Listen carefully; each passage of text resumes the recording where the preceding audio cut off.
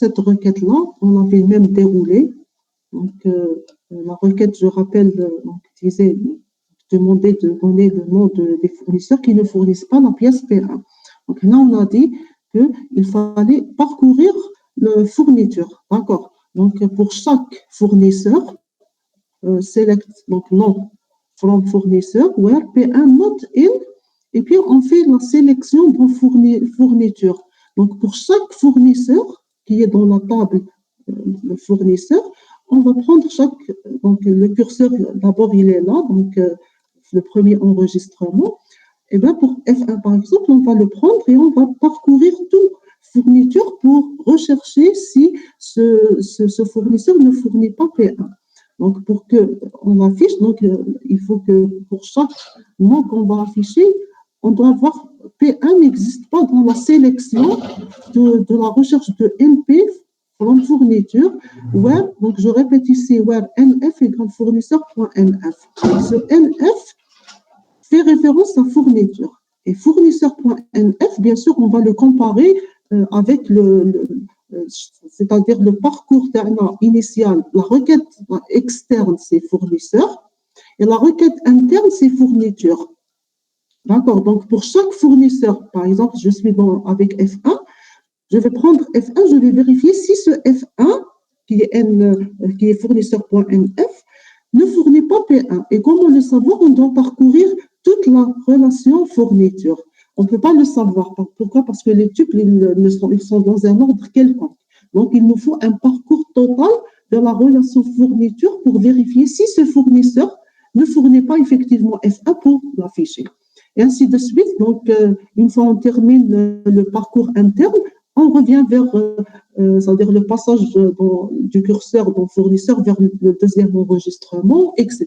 Et pour chaque enregistrement de fournisseur, on doit faire tout un parcours dans fourniture. Et on avait dit, attention, cette requête, elle est fausse, elle ne répond pas à la requête demandée. Pourquoi? Parce que tout simplement, là, il suffit de trouver un seul. D'accord, donc select nom from fournisseur where NF in, select NF from fourniture where NP différent de P1. On a dit cette requête ne répondait pas à la question qui était d'afficher les noms des fournisseurs qui ne fournissent pas P1.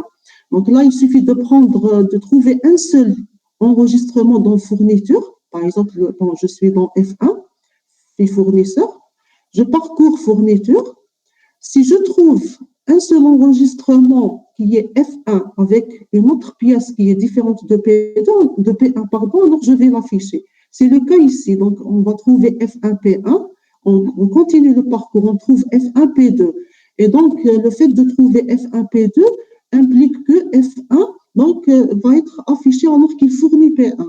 Donc, il faut faire attention à ce type de requête. Il faut bien raisonner sur la requête. Le raisonnement est le suivant. Pour chaque fournisseur, on doit parcourir entièrement fourniture pour dire que ce fournisseur ne fournit pas la pièce P1. Le fait de faire comme ça le select, il va fausser les résultats. Pourquoi? Parce que le fait de trouver un seul enregistrement qui vérifie la condition que la pièce est différente de P1, on va l'afficher. Voilà, je continue. Ça, je répète, on l'a vu la semaine passée, donc c'était juste un rappel pour mieux comprendre. Voilà. On continue. Donc là, on vous dit, nous pouvons imbriquer des blocs select en faisant intervenir la même relation.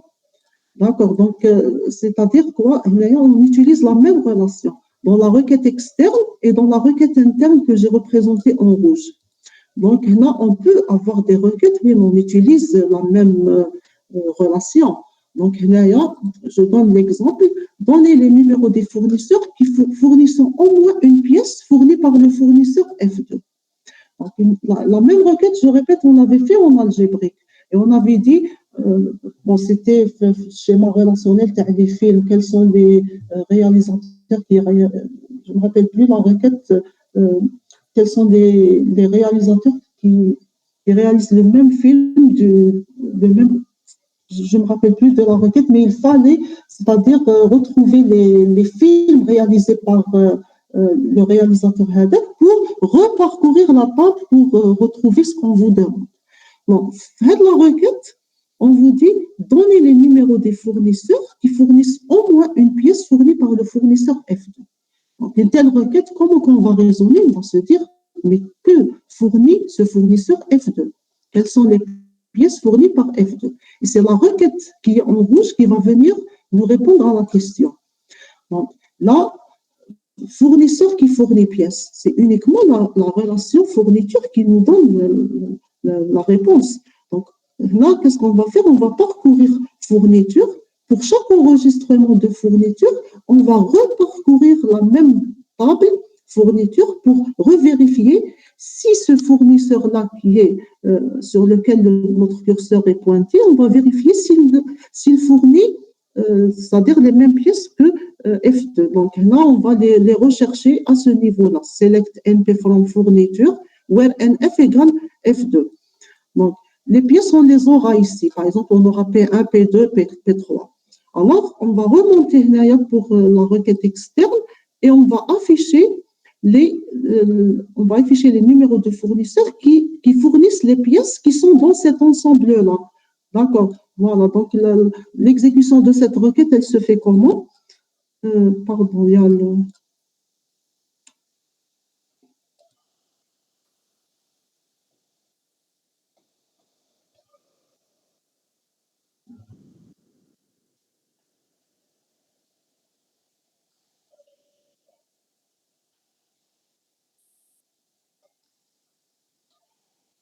Je répète l'explication. Voilà, donc, je répète. La fin de la question, c'était pour apprendre que certaines requêtes, on parcourt la même table dans la requête externe et dans la requête interne. Bon, on vous demande ici de donner les numéros de fournisseurs qui fournissent les mêmes pièces fournies par F2. Donc, il nous faut une requête interne qui va nous fournir quelles sont les pièces fournies par F2. On aura un certain ensemble de pièces. Et puis, donc, l'exécution, donc, elle se fait comment? On commence, le SGBD, il va commencer par la requête interne, qui est en rouge. Il va nous fournir un certain ensemble de pièces. Par exemple, on aura P1, P2, je ne sais pas, P5.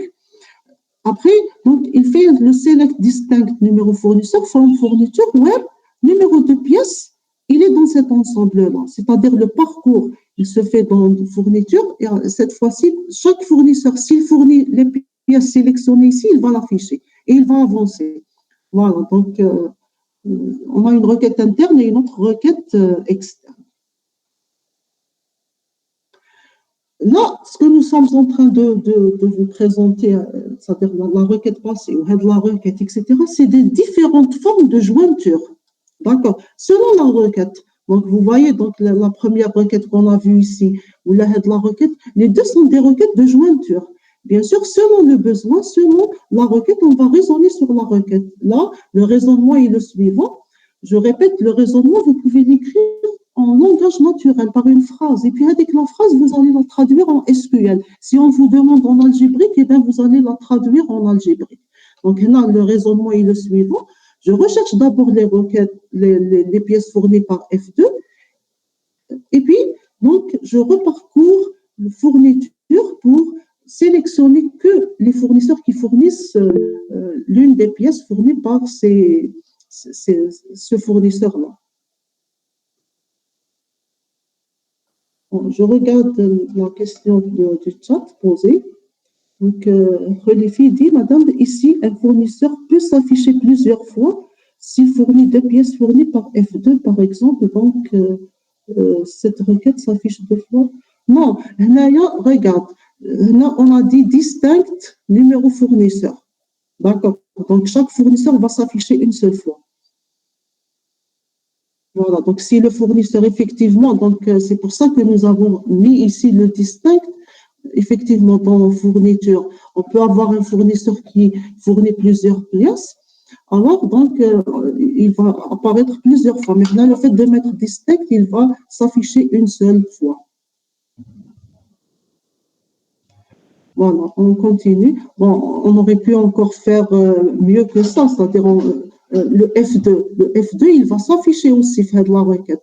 Donc, qu'est-ce qu'on peut faire? On va voir après. Je ne l'ai pas mis ici parce que juste après, on va voir qu'on peut combiner on peut imbriquer plusieurs requêtes. Là, on peut mettre minus F2, d'accord? Ou là, web npin and nf différent de F2, parce que sinon F2, il va s'afficher aussi ici. D'accord? Voilà, je continue. Il est parfois nécessaire d'introduire les variables synonymes pour lever certaines ambiguïtés. On va expliquer ce que veut dire synonyme, ce que veut dire ambiguïté, à travers cet exemple-là. Donc là, on vous dit, c'est pas cette histoire de partage.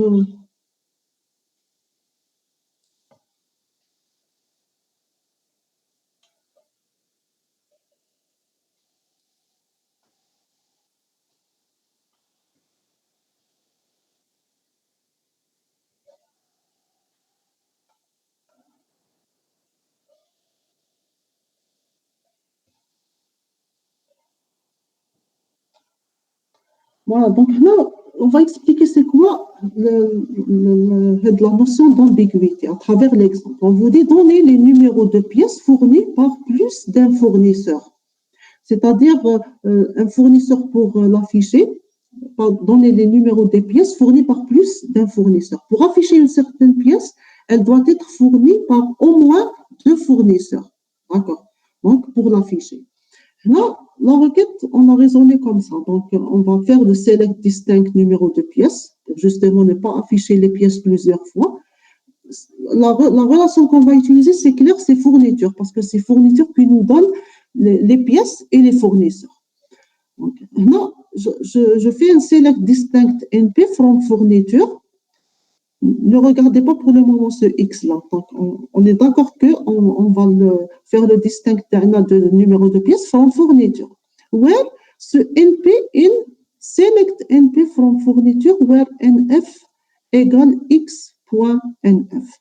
Donc, là, ça veut dire quoi? Ça veut dire, je prends mon curseur, donc il est dans fourniture, il est là, donc c'est la table que j'ai renommée en X, d'accord? Je peux la renommer comme je veux. Je peux mettre, par exemple, fourniture, ou là, à côté, je mets fourniture 1. Et donc, le SGBD, il va plus l'appeler ici fourniture, mais il va l'appeler fourniture 1. Là, je l'ai appelé X, donc le SGBD va accéder à cette relation, à cette table-là, comme étant X. Je l'ai renommé ici. Where, donc là, que veut dire le raisonnement de la requête, il est comment? Mon curseur, il est là. Donc, pour chaque ligne, je prends une pièce. Je dois reparcourir encore une fois toute la même relation fourniture pour voir est-ce que cette même pièce, elle est fournie par un autre fournisseur qui est différent de celui pointé ici, qui est différent de F1.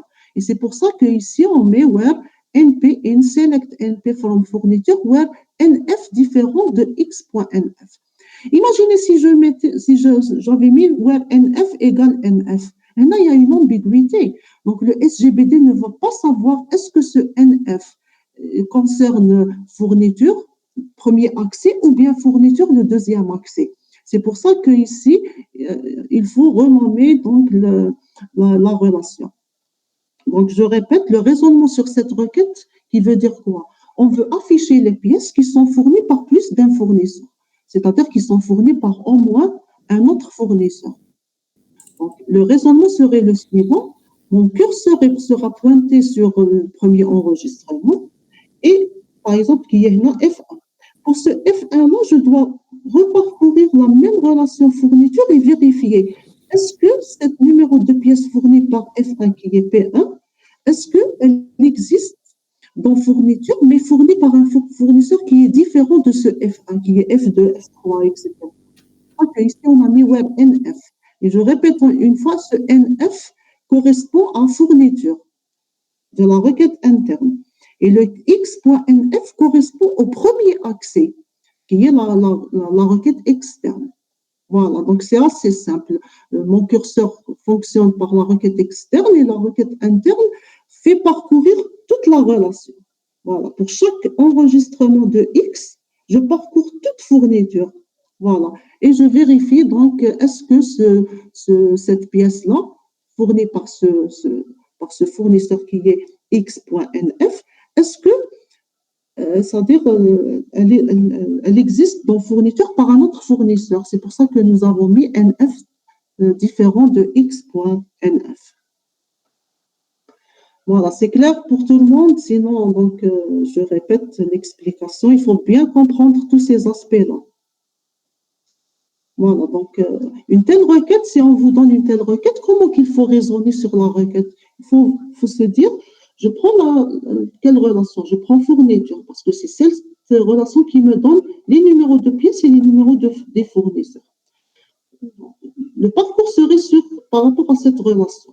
Donc, pour chaque enregistrement, je vais récupérer le numéro de fournisseur et le numéro de pièce. Et je vais, pour afficher cette pièce-là, ce numéro de pièce, il faut que ce fournisseur, d'accord, il faut que je trouve dans fourniture un autre fournisseur qui a fourni la même pièce. Et c'est pour ça que nous avons mis where NP, par exemple ici where P1, N, select NP from fourniture, where NF différent de X.NF. Et là, donc, on va parcourir F1, P1. Donc là, on ignore le premier enregistrement parce que c'est F1, F1. Après, on va trouver F1, P2, on ignore. On va trouver F2, P3. Après, on va trouver F2, P1. F2, P1 et F2 différents de F1. Donc, on va sortir de là et on va dire, donc, le F1, on va l'afficher parce que, pardon, le P1, on va l'afficher parce qu'il est fourni par au moins F1 et F2. Voilà. Et ainsi de suite, le curseur va être, par la suite, la relation X, il va être ici dans F1, P2. Et on va faire le même parcours dans fourniture, etc. Et là, bien sûr, on a pris la peine de mettre select distinct NP parce qu'effectivement, ici, par exemple, P1, elle est fournie par F1 et elle est fournie par F2. Donc, lorsque le curseur va être ici, F2P1, eh ben, ce P1, on va l'afficher parce qu'il est fourni aussi par F1, qui est différent de F2. Mais le fait de mettre distinct, donc, elle va être affichée une seule fois. Voilà, on continue.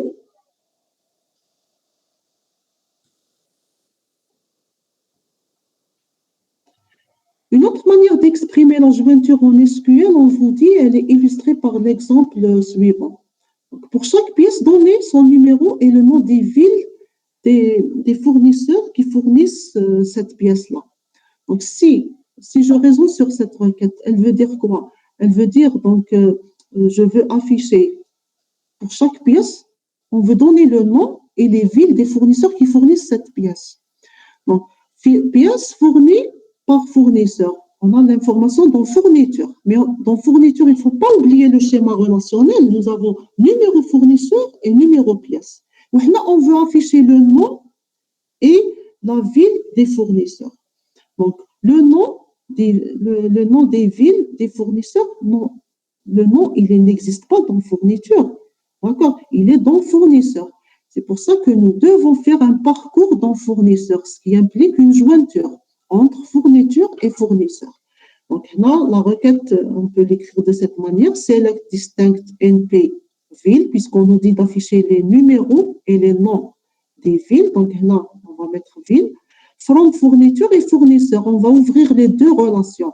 Where on fait la correspondance. Donc là, on affiche les numéros des pièces et les villes des fournisseurs, sachant que c'est quoi l'attribut en commun pour faire la jointure? C'est numéro fournisseur.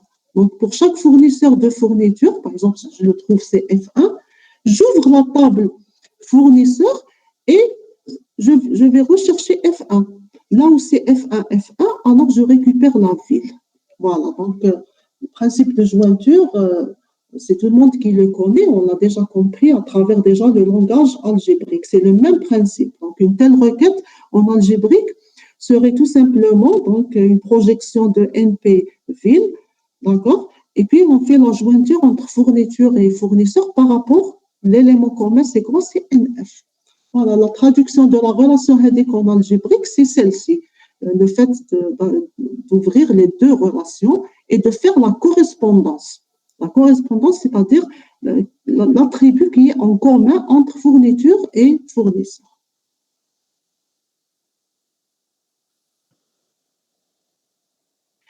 On va voir maintenant le prédicat existe. Donc, c'est un prédicat, c'est-à-dire, ça veut dire quoi prédicat? Ça veut dire c'est ce que nous utilisons dans le where. Voilà, donc pour exprimer une certaine condition. Le prédicat existe contient une sous-interrogation qui est associée à la condition du existe, qui peut être évaluée soit en vrai, soit en faux. Donc, si j'écris une certaine condition where exists, et puis j'écris la condition terry, soit c'est vrai, soit c'est faux. Donc, c'est un prédicat. Un prédicat, lorsqu'on dit prédicat, il admet les valeurs, soit c'est vrai, donc ça existe, soit c'est faux, donc si ça n'existe pas. On va voir bien sûr des exemples. Le prédicat existe peut être utilisé à chaque fois qu'une interrogation employant le prédicat in peut être utilisée. C'est-à-dire, dans les requêtes précédentes, on avait utilisé where, par exemple, np in, select, une autre relation. Et ben, le fait d'utiliser in, on peut le remplacer par exist. Where exists, et puis j'écris le select. Mais bien sûr, pas de la même manière. On va voir comment l'écrire. Donc, le in, on écrit l'attribut in, et puis le select, d'accord, ou bien si on a un jeu de données, on va mettre directement, par exemple, np in, et puis entre parenthèses, je mets les valeurs, d'accord, P1, P2, P3. Ou bien si je n'ai pas les valeurs, je vais mettre where np in, select np from ça et ça, d'accord, from la relation. Donc là, il faut faire attention. Donc, à chaque fois que les examens, il y a des étudiants qui font ce genre d'erreur. Ils mettent where NP, par exemple, where l'attribut, in, le select, je ne peux pas mettre étoile. Je mets un attribut. Donc, NP header, il doit être du même type que ce que je mets le select. Voilà, c'est-à-dire quoi? L'attribut, il est dans l'ensemble de valeurs. On vous dit là, on peut le remplacer par le exist, mais bien sûr, on va voir comment l'écrire. La syntaxe, elle est différente. Il est également aussi possible donc de reformuler la négation à l'aide de not exist. Si on veut introduire dans la requête terna le prédicat not exist. Quel que soit, donc là, on va voir un exemple. Donc là, voilà, donc avant, on vous dit, quelle que soit la pièce, alors le fournisseur fournit cette pièce. Non, pourquoi j'ai écrit ça, pardon. Oui, pourquoi j'ai écrit ça, c'est pour expliquer le fait, la chose suivante.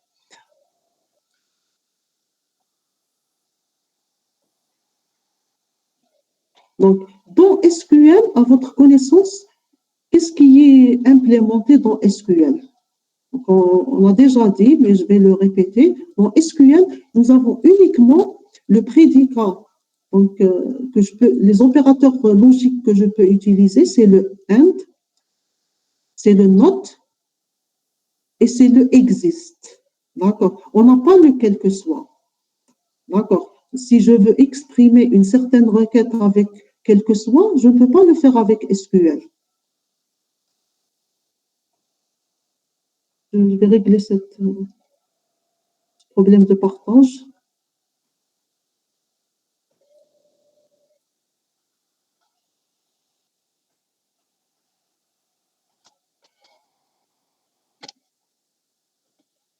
Voilà, donc je répète, dans SQL, quels sont les opérateurs qui existent? C'est le AND, c'est-à-dire qui exprime le et. Nous avons le NOT qui exprime la négation et nous avons le EXIST. D'accord. Et dans la logique mathématique, qu'est-ce qu'on a appris? On a appris qu'il y avait les opérateurs, il existe, et il y a aussi l'opérateur quel que soit. Dans SQL, on n'a pas le quel que soit, mais on peut le reformuler c'est-à-dire pour avoir le existe. On a appris tous en logique mathématique, le not existe, c'est le quel que soit. Donc, si j'ai une certaine requête qui véhicule le sens de quel que soit, on peut toujours la traduire avec le not existe. L'opérateur aussi d'implication n'existe pas. On va voir après comment l'interpréter. Donc là, c'est pour ça que j'ai écrit ici. Si je veux, par exemple, avoir une certaine requête qui véhicule le sens suivant, quelle que soit la pièce, alors le fournisseur fournit cette pièce. on ne peut pas l'écrire en SQL. Parce que, pourquoi? Tout simplement, on n'a pas l'opérateur quel que soit, mais on a l'opérateur existe. Alors, une telle requête, comment on va la traduire? On va la traduire comme je l'ai écrit ici en rouge. Il n'existe pas une pièce et qui n'est pas fournie par ce fournisseur. Est-ce que tout le monde comprend que les deux phrases sont équivalentes? Si je vous dis afficher, donc quelle que soit la pièce, alors le fournisseur fournit cette pièce. Donc, si je vous dis la requête suivante, afficher les fournisseurs qui fournissent toutes les pièces. D'accord, qui fournit toutes les pièces.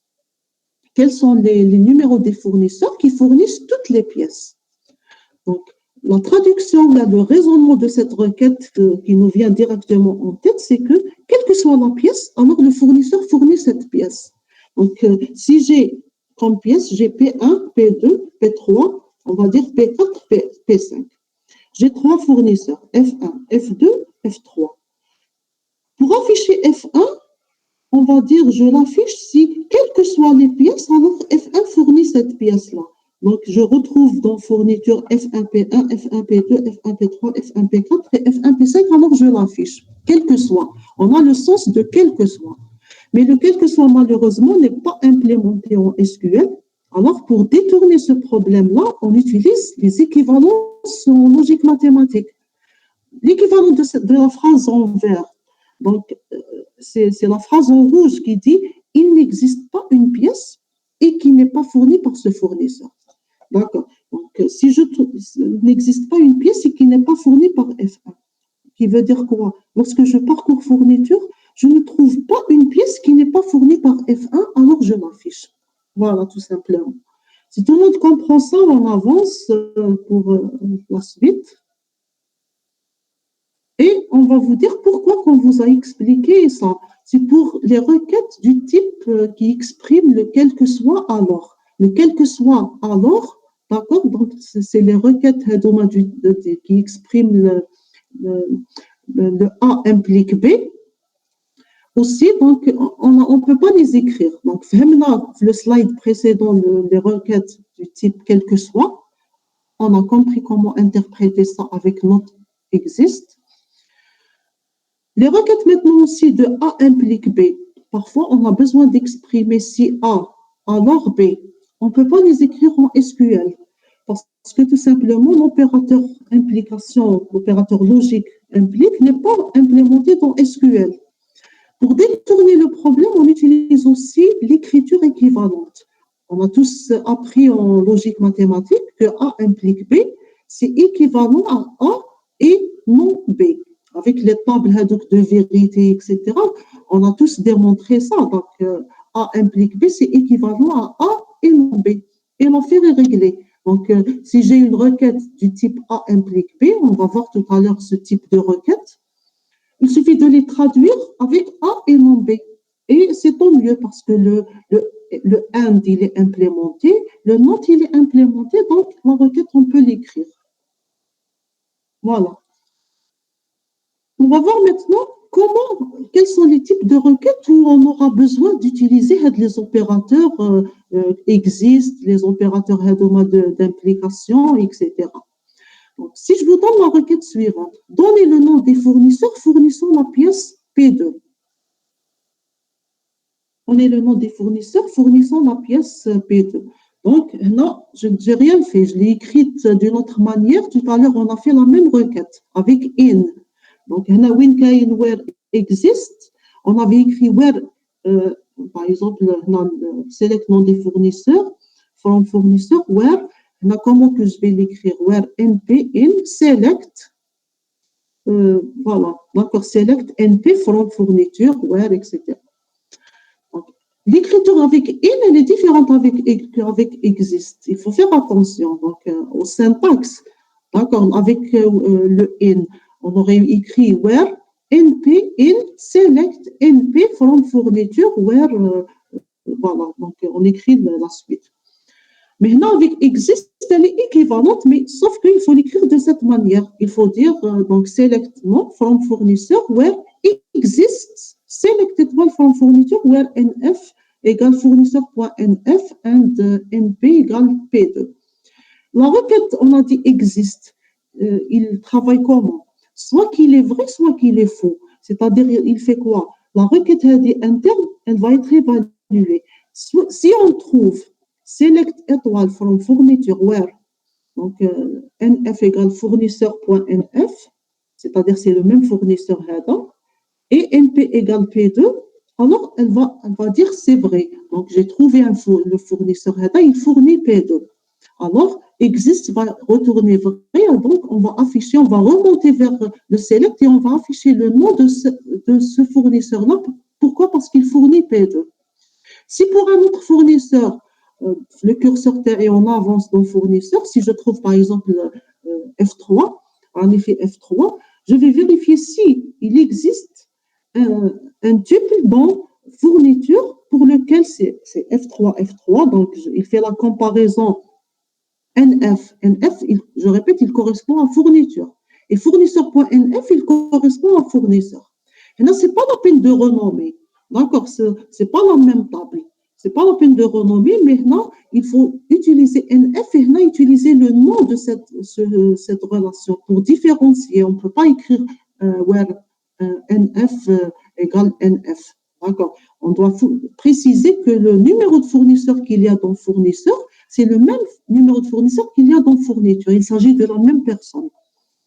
Et bien sûr, et en même temps, la pièce fournie par ce fournisseur, qui est NF, sa pièce c'est P2, pour dire que ce prédicat, il retourne vrai. Si ce n'est pas le cas, alors s'il ne fournit pas, si je parcours quelle fourniture et je ne trouve aucun enregistrement pour lequel c'est le même, mais avec NP égale P2, alors je vais sortir ici avec un faux, une valeur booléenne qui est égale à faux.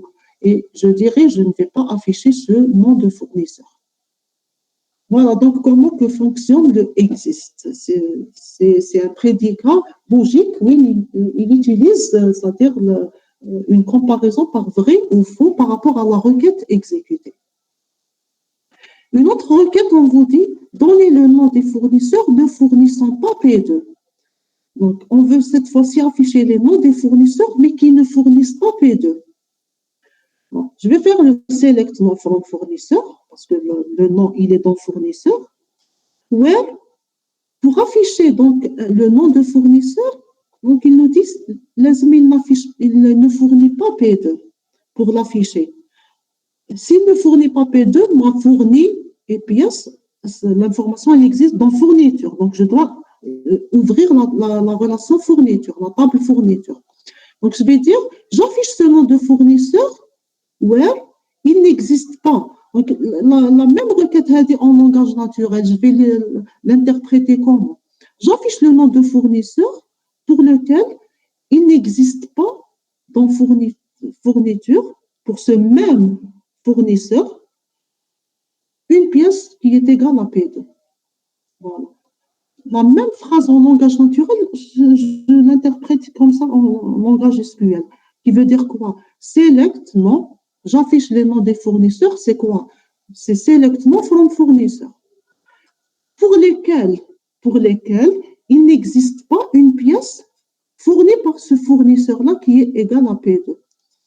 Alors, je vais dire pour lequel il n'existe pas, where not exists, et je dois ouvrir parce que l'information, elle est dans fourniture.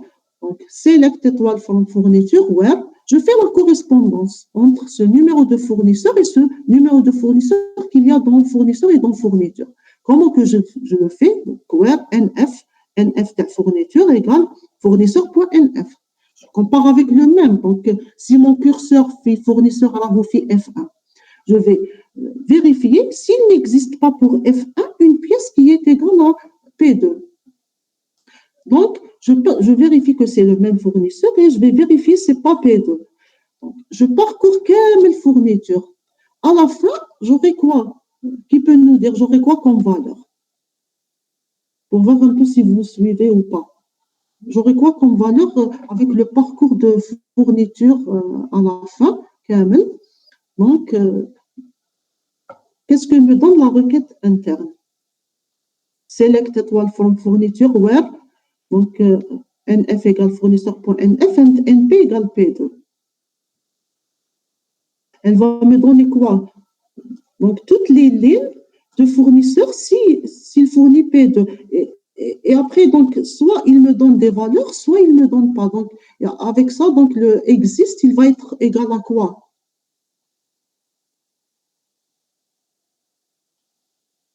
Younes dit, elle nous donne les fournisseurs de P2. Ce pas les fournisseurs de P2, Younes. Donc, qu'est-ce qu'elle fait la requête interne? Elle va faire le select étoile from fourniture, d'accord, from fourniture, where elle va vérifier pour nous si ce numéro de fournisseur, est-ce que je trouve pour le même fournisseur, il a fourni P2 ou pas. D'accord. Donc, le résultat de c'est quoi? C'est qu'elle m'affiche pour le même fournisseur. Par exemple, là, F1, donc tu as F1, P2, et puis la quantité. Si je trouve ça, ça veut dire le select, il retourne des lignes. En F1, il fournit P2 avec une certaine quantité. C'est ça, étoile. Parce que fourniture, la syntaxe TH, c'est quoi? C'est numéro fournisseur, numéro pièce, quantité. Si je trouve pour ce même fournisseur, il y a au moins une ligne, d'accord, c'est la ligne F1P1 par exemple, F1P2 avec une certaine quantité, alors le résultat du select, il n'est pas faux, il est vrai. S'il est vrai, alors je ne vais pas l'afficher. Si je ne trouve pas, alors s'il est faux, donc il m'appelle Walid Abaoud, si je ne trouve rien, ça veut dire que je vais afficher ce numéro de fournisseur parce que là, ils nous disent donnez les noms de fournisseurs qui ne fournissent pas P2. Donc, le select, lorsque je l'exécute, il peut afficher une ligne comme il peut ne rien afficher. D'accord. S'il affiche une ligne qui est F1, par exemple, P2 et une certaine quantité, ça veut dire que ce F1, il fournit P2. Alors, le résultat du existe, il est faux. Donc, on ne va pas l'afficher le fournisseur. Par contre, si je trouve rien, j'ai parcouru quelle fourniture pour ce fournisseur F1 et je n'ai pas trouvé P2 fourni. Donc, je n'ai pas trouvé la ligne F1, P2 dans fourniture. Ce qui fait que le select ne retourne rien. S'il ne retourne rien, alors donc, le mot existe, il est vrai. Et donc, si le mot existe, il n'y a rien dans le select, alors j'affiche le nom du fournisseur. Si le contraire, si on vous dit donner les noms de fournisseurs qui fournissent P2, mais ce mot existe, existe, comme je l'ai fait ici, dans la requête juste avant. D'accord. C'est clair pour tout le monde, vous avez bien compris le fait de comment le existe fonctionne. Donc, soit qu'on veut que le existe soit vrai, on met existe. Si on veut que le existe soit faux, n'existe pas, alors on va mettre not exist. Et je répète, l'évaluation existe. Comment qu'il travaille? Il va travailler avec le select header. Si le select, il retourne des lignes, il n'est pas vide. D'accord, alors le exist va être vrai, alors le select header, il va afficher ce qu'on lui demande d'afficher. Si par contre le exist header, il est faux, donc je reviens à la requête header première, s'il il n'a rien trouvé, donc le exist, il va être faux, alors il ne va rien afficher ici. Voilà. C'est clair pour tout le monde, on continue.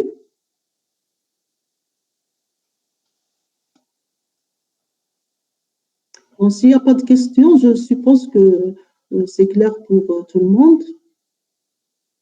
C'est dommage qu'il y a beaucoup d'absents. Je ne sais pas si parce que vous enregistrez ou le cours, mais il y a beaucoup d'absents quand même. Bon, tant mieux pour ceux qui assistent et tant pis pour les autres. Hein. Donc, je ne vais pas vous obliger à assister. On continue. On va voir, c'est-à-dire une application très importante de l'opérateur exist, qui est la suivante. Donc, expression de la division. On a vu donc en langage algébrique, en fait, je le répète une autre fois, le SQL, ce n'est rien d'autre qu'une implémentation de l'algébrique. Tout ce que l'algébrique permet de faire, le SQL donc, va pouvoir le faire pour nous. Donc, dans certaines requêtes, on veut exprimer le sens de division.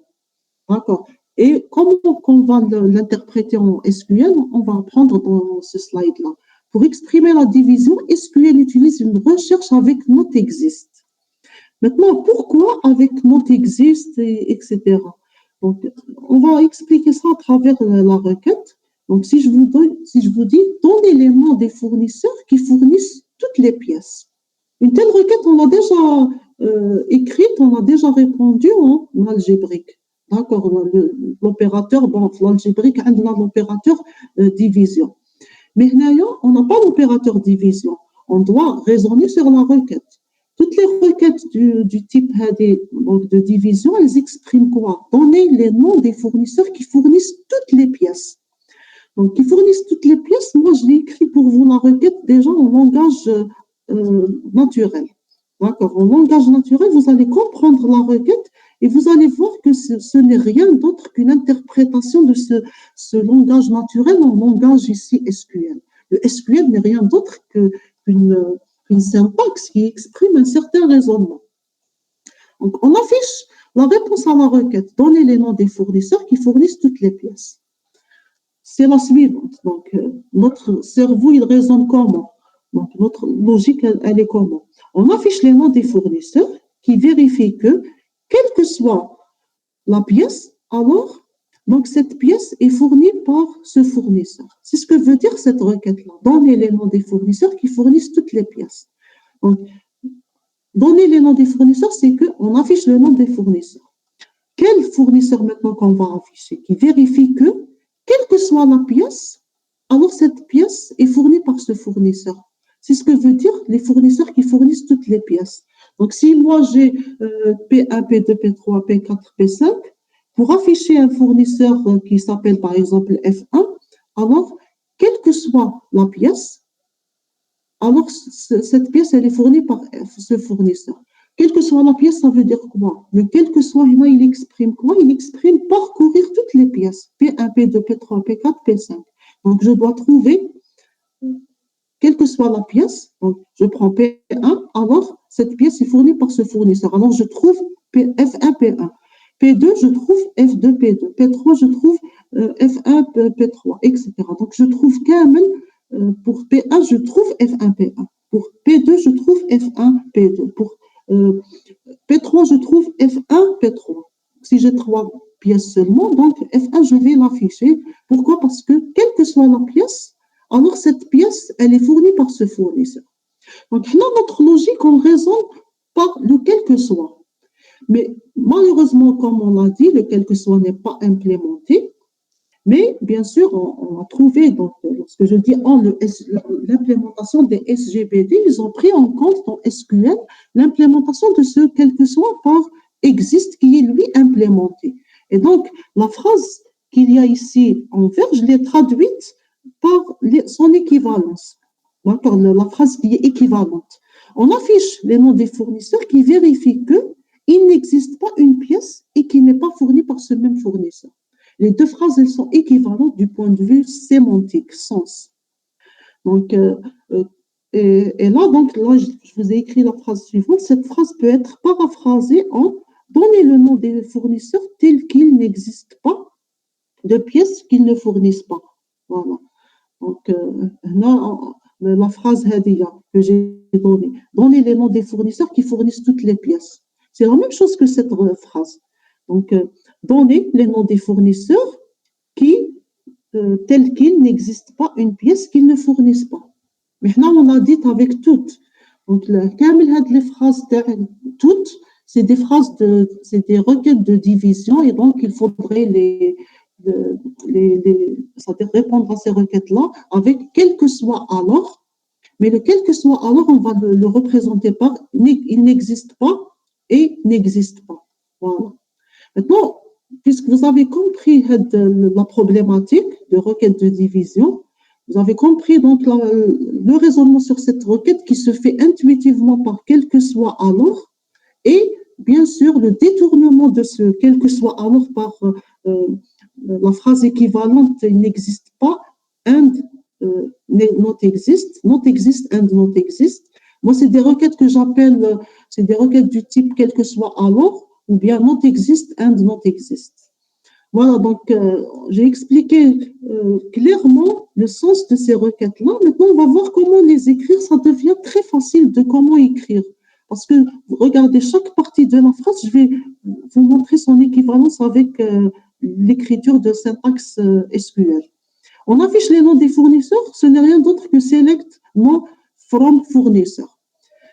D'accord. Et qui vérifie qu'il n'existe pas. N'existe pas, c'est quoi? C'est where not exist. N'existe pas une pièce et qui n'est pas fournie par ce même fournisseur. Where not exist, il n'existe pas une pièce. Moi, je retrouve où les pièces? Je la retrouve dans la table des pièces. D'accord. Qui va me dire quelles sont toutes les pièces qui existent? C'est pas fourniture, c'est pièces. Dans pièces, on trouve, c'est la liste de toutes les pièces. Je pense que maintenant, vous comprenez mieux pourquoi, depuis le début, je vous dis, il faut bien raisonner sur le modèle relationnel. Qu'est-ce que vous donne le modèle relationnel? Donc, pièces, nous donne la liste des pièces. Moi, dans cette requête, j'ai besoin d'afficher, donc, je mets select mon from fournisseur, where not exist selected one from pièce. D'accord. Là, je récupère quoi? Toutes les pièces. Il n'existe pas une pièce where not exist et qui n'est pas fournie par ce fournisseur. And where not exist selected one from fourniture, where, et je fais la correspondance pour ce fournisseur-là. D'accord. NF qui est dans fourniture. Le correspondant terreau, c'est quoi? C'est fournisseur.nf. Donc, il n'existe pas une pièce et qui n'est pas fournie par ce même fournisseur. Donc, ce même fournisseur, c'est qui? Je fais la correspondance avec nf égale fournisseur.nf et je fais la correspondance avec pièce, and np. Le np qui est dans fourniture égale à pièce.np. Là, le parcours, il se fait comment? Donc, je vais voir si vous avez compris. C'est la même chose de ce qu'on a vu dans les requêtes passées, qui peut nous expliquer le parcours, il se fait comment. Donc, je prends un nom, c'est-à-dire le curseur derrière vous fait fournisseur, et puis dans fournisseur, j'affiche seulement si seulement quoi? Je vais parcourir pièce, et pour chaque pièce, je parcours fourniture. Vous voyez comment le parcours, il se fait? Donc, pour chaque pièce, je parcours. Par exemple, je fais pièce NDP 1, P2, P3. Je prends la première pièce, je vérifie est-ce que cette pièce elle est fournie par ce fournisseur.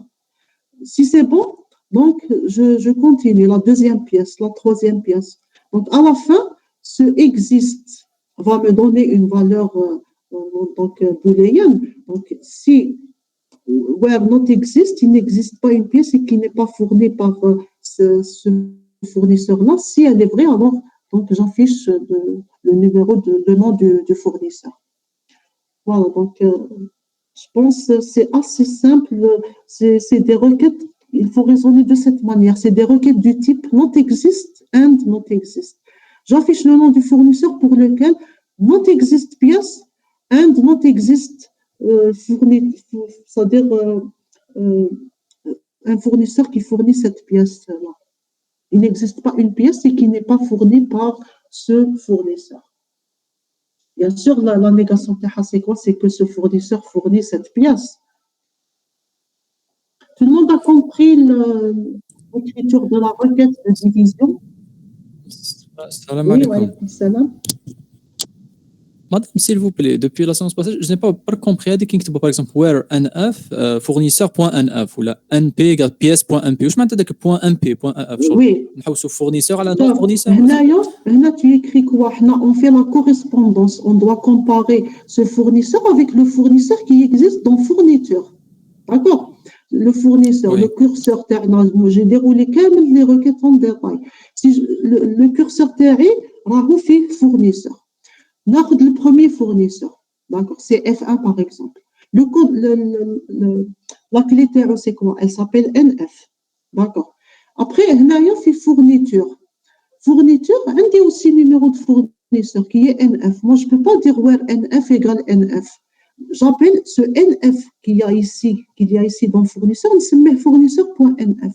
Pour dire le code de fournisseur, fourniture, c'est le même numéro de fournisseur, de la relation fournisseur. D'accord. Le fait de dire fournisseur.nf, c'est le numéro de fournisseur de fournisseur. Le fait de dire, je peux écrire, par exemple, si j'écris ça, fournisseur.nom, c'est l'attribut nom de la relation fournisseur. D'accord? Donc, là, il faut faire la comparaison clé par clé. Oui, tu m'en spécifies le nom de la table fournisseur ou Voilà. Si tu fais pas ça, tu vas écrire quoi? Tu vas écrire where NF égale NF.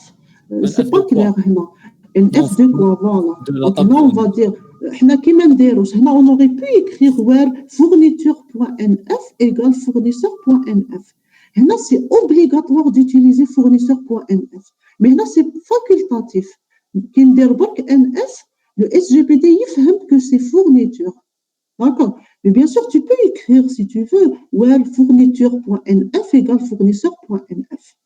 Je répète, là, c'est obligatoire de mettre le nom de la relation. Pour spécifier, il s'agit de quel NF. Maintenant, lorsque j'exécute la requête interne هذه, en effet fourniture, نكتب juste le nom de l'attribut, le SGPD, il comprend. Oui, parce qu'on a fait déjà. Voilà. Le curseur راهو فيها. Voilà. Donc, c'est assez simple, l'écriture. Les requêtes de division sont les plus compliquées. Mais là, je vous ai montré, croyez-moi qu'il n'y a pas quelqu'un qui va expliquer le cours comme ça, avec des langages naturels comme ça, et qui va vous montrer la traduction, c'est-à-dire de ces requêtes-là en langage SQL.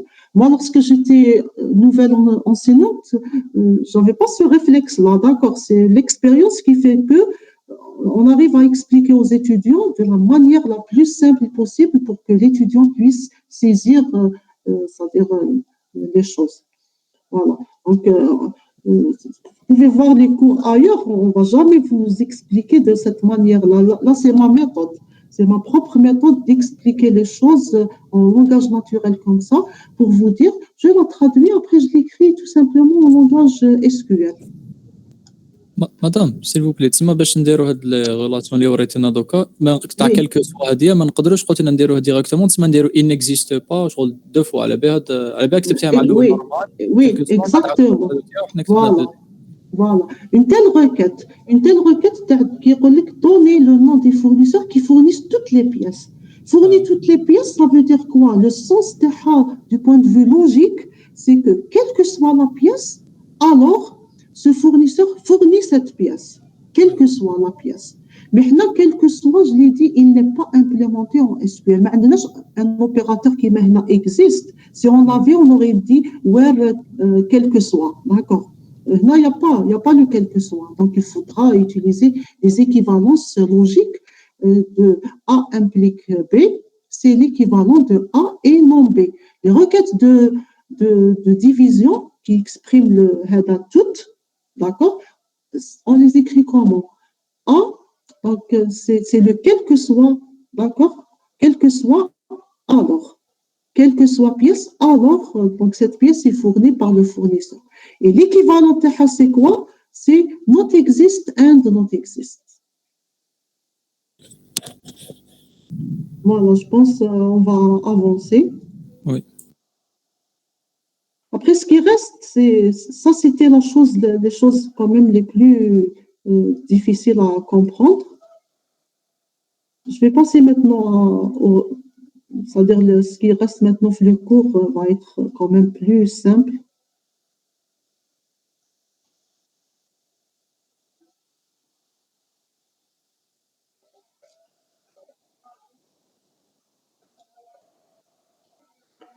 Voilà, donc là on vous dit quoi? On vous dit que SQL utilise aussi d'autres opérateurs ensemblistes qui sont l'union, l'intersection, minus. هادو شفناهم في l'algébrique. D'accord. Donc là, de la même manière, on va les utiliser en SQL. Donc ces opérateurs permettent de combiner dans un résultat unique des lignes provenant de deux interrogations de la même manière. Voilà, de la manière suivante. Donc je fais un certain select, je vais écrire mon select, après je peux faire union, un autre select. D'accord. Donc je vais faire mon select, après je vais faire intersect, un autre select. Je fais le select, je fais minus, un autre select. et je combine comme je veux. Je peux faire select, union, un autre select, intersect, je ne sais pas, un autre select, minus, un autre select, etc. Intersect.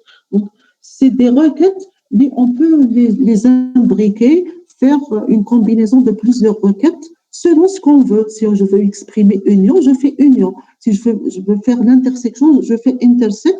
Si je veux faire minus, c'est-à-dire j'affiche un certain ensemble de données, moi, d'accord, un autre ensemble de données qui ne vérifie pas la chose, je fais minus.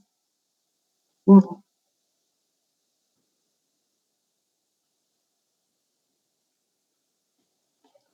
On va voir quelques exemples quand même par rapport à ça.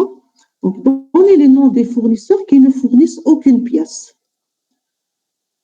Le numéro des fournisseurs, nous l'avons dans fournisseurs. Donc, si je vous dis, donnez les numéros de fournisseurs tout simple, tout court. On va faire select NF from fournisseur. Mais après, on vous dit qu'ils ne fournissent aucune pièce. Je dois retrancher. D'accord? Je diminue les numéros de fournisseurs qui existent dans fourniture. Parce que ceux qui existent dans fournisseur, ce sont tous les fournisseurs. C'est par exemple un certain fournisseur dans la relation fournisseur, mais il n'a rien fourni. D'accord. Dans fourniture, par contre, elle nous donne les fournisseurs qui ont fourni quelque chose. Donc, le fait de mettre select NF from fournisseur minus select NF from fourniture, eh bien, elle va me donner la liste des fournisseurs qui ne fournissent aucune pièce. Bien sûr, là, union, intersect, minus, ça reste valable, ce qu'on a vu en algébrique. On ne peut pas faire un ensemble, moins un autre ensemble qui sont différents. Là, je fais NF ou NF. Je ne peux pas faire, par exemple, select NF from fournisseur minus select NF virgule NP from fourniture. C'est des ensembles différents. Donc, les mécaniques, c'est des mêmes ensembles, le même nombre d'attributs, qu'on a le même type, bien sûr. Tout ça, on l'a vu en algébrique. Ce qui existe en algébrique reste valable en SQL, bien sûr. Là, on va voir quelques remarques sur les opérateurs ensemblistes. On vous dit que tous les selects doivent avoir, c'est ce que je viens de dire, doivent avoir le même nombre de colonnes sélectionnées et leurs types doivent être un à un identiques. Donc, si je fais par exemple select NF, je dois faire minus ou la intersect ou la union select NF. D'accord. Ou la select par exemple NF, je ne sais pas, select code. Mais un seul attribut, ils ont le même type, c'est des chaînes de caractères. Je ne peux pas faire une chaîne de caractères avec un nombre entier. D'accord. Ou là, si je fais select, par exemple, attribut A1, virgule A2, lorsque je fais union, select, il y a A3, virgule A4, deux attributs, ils ont le même type. Voilà. Les doublons sont éliminés automatiquement. Lorsque j'utilise union, intersect ou la minus, les doublons sont enlevés automatiquement. D'accord. Donc, l'option distincte, elle est implicite.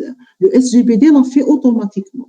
Donc, si vous faites un certain select, union, un autre select, si, par exemple, un certain nombre de fournisseurs, si je sélectionne, par exemple, F1, F2, F3, ou union, un autre ensemble, j'ai F1, F4, F5, F1 qui va être répété une seule fois. Donc, il y a les doublons. Voilà, les doublons seront éliminés. Les noms des colonnes titres sont ceux de la première relation.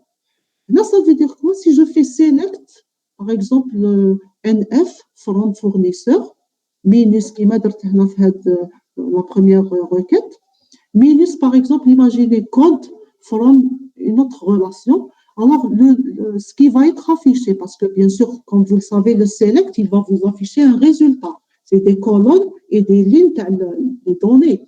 Donc, le nom des colonnes, c'est les noms de la première relation. Voilà. C'est les noms de la première relation. C'est comme, par exemple, imaginez si j'utilise avec le schéma film, etc. Si je fais select, mon acteur, from joue, union, select, mon producteur, from produit, d'accord? Donc, il y a les noms sélectionnés et puis le nom de l'attribut, il se met nom acteur parce que la première relation utilise nom acteur et non pas nom producteur. Voilà, ça c'est des conventions avec lesquelles le SGBD et le SQL a été implémenté. Maintenant, vous allez me dire si on utilise, c'est-à-dire plusieurs imbrications, d'accord? Les imbrications Hedoma impliquent, elles vont suivre un certain ordre, d'accord? Donc, elles vont suivre un certain ordre, mais si on veut appliquer un ordre particulier, alors on doit utiliser les parenthèses. Voilà. Donc, là, on vous dit combiner le résultat de plus de 2 selects au moyen de ces opérateurs. Select 1, union select 2, intersect select 3, minus, je ne sais pas quoi, select 1, select 4, etc. Dans ce cas, l'expression sera évaluée en combinant les 2 premiers selects. Donc, si je ne fais pas les parenthèses, comment que va fonctionner le SGBD? Il prend le premier select, union le deuxième select. Le résultat, il va faire intersect le troisième select, etc. Donc, il va prendre 2 à 2, allant de la gauche vers la droite. Mais si on veut, imaginez, on veut faire d'abord select 2, intersect select 3.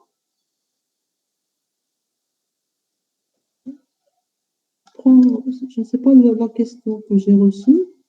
Un bon site interactif pour pratiquer la base du SQL.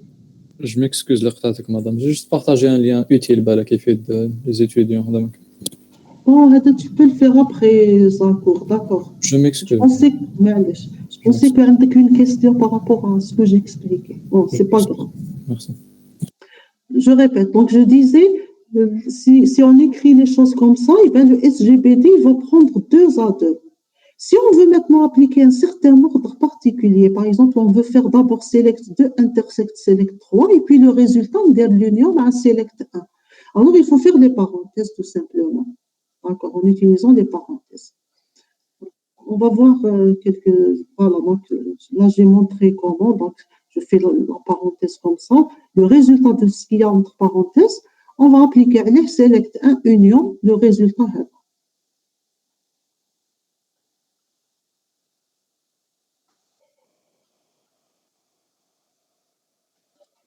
Après, donc la suite du cours, c'est quoi? C'est les fonctions d'agrégat.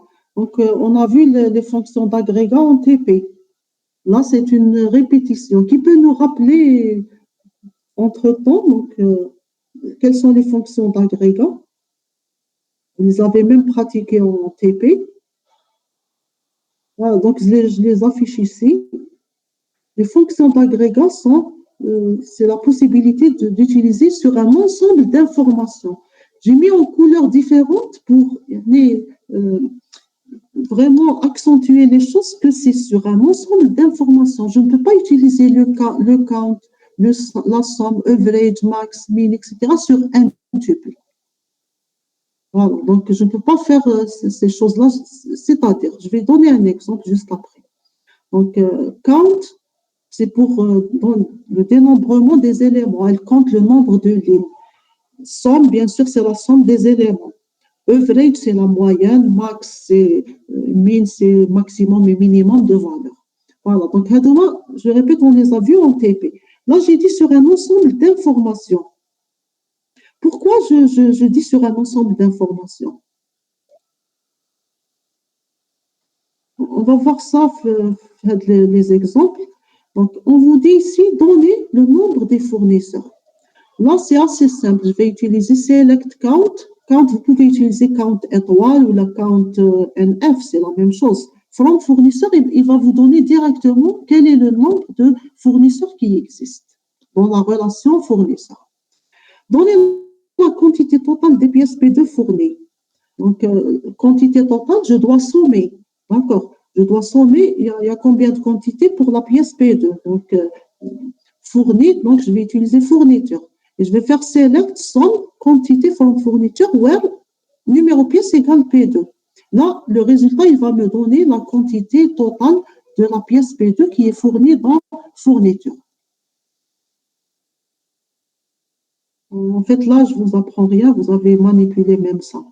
Là, j'ai mis ici attention. Et là, je vais expliquer pourquoi j'ai dit les fonctions d'agrégat s'appliquent sur un ensemble et non pas sur un tuple. Là, on vous dit impossible de demander en résultat à la fois une colonne et une fonction sur cette colonne. Je ne peux pas écrire select salaire, virgule, somme de salaire, elle est invalide, elle n'est pas correcte. Pourquoi qu'elle n'est pas correcte? Parce que à la fois, j'affiche une colonne d'un tube et en même temps, je veux faire la somme. Et la somme, on a dit, les fonctions d'agrégat, ce sont des fonctions ensemblistes. Elles s'appliquent sur des ensembles, sur des lignes, plusieurs lignes, et pas sur une seule ligne.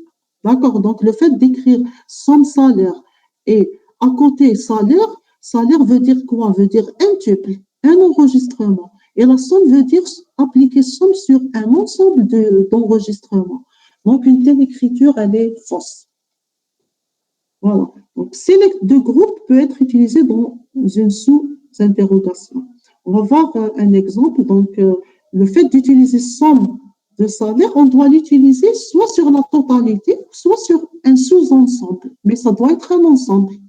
Voilà, c'est pas sur un seul type. Là, on vous dit donner le numéro, le nom et le matériau des pièces dont la quantité est la plus élevée. Donc là, la quantité la plus élevée, on ne la connaît pas a priori. On doit rechercher quelle est cette quantité la plus élevée. Donc là, on aura besoin de deux requêtes, une externe et une interne. L'externe, elle nous permet d'afficher le select, numéro, le nom et le matériau. Bien sûr, pièce, from pièce. Where j'affiche la pièce, mais qui nous donne la quantité la plus élevée. Alors, la quantité la plus élevée, je dois la rechercher chez fourniture. Voilà, c'est pour ça qu'ici, on a, c'est-à-dire, ouvert notre table qui est fourniture. Donc, là, je dis, j'affiche numéro pièce, nom, matériau, from pièce, where numéro de pièce, in, select, NP, donc je dois sélectionner les pièces qui me fournissent cette plus grande quantité. Et c'est cette requête interne qui me donne cette information. Donc, select numéro pièce from fourniture, where quantité égale select max quantité from fourniture. Voilà, donc là, je sélectionne les numéros de pièces qui fournissent les plus grandes quantités. La plus grande quantité, comment que je peux l'avoir? C'est avec la requête headée en bleu. Select max quantité from fourniture. Par exemple, max quantité, je vais avoir c'est 200. D'accord. 200, il y a la plus grande quantité dans fourniture. Après, je vais récupérer les pièces qui fournissent 200. D'accord. La quantité THM égale 200. Par exemple, je vais avoir P1 et P5. Ils fournissent 200 qui est la plus grande quantité. Après, je vais remonter vers la requête externe et j'affiche le numéro de pièce, le nom, le matériau de ces pièces-là, c'est-à-dire qui sont P1, par exemple, et P5. Vous comprenez maintenant donc comment qu'il faut écrire les requêtes. Cette requête, comment que je vais raisonner? Je vais dire, j'affiche le numéro, le nom et le matériau à partir de pièces. Donc, from pièce, where. Donc, where la pièce, elle est dans l'ensemble des pièces qui fournissent les plus grandes quantités. Donc, et cette plus grande quantité, je peux la récupérer à travers donc, la fonction d'agrégat max quantité. Voilà, on va beaucoup utiliser les fonctions d'agrégat dans la partie groupe by. On va arriver bientôt à la partie des groupes by.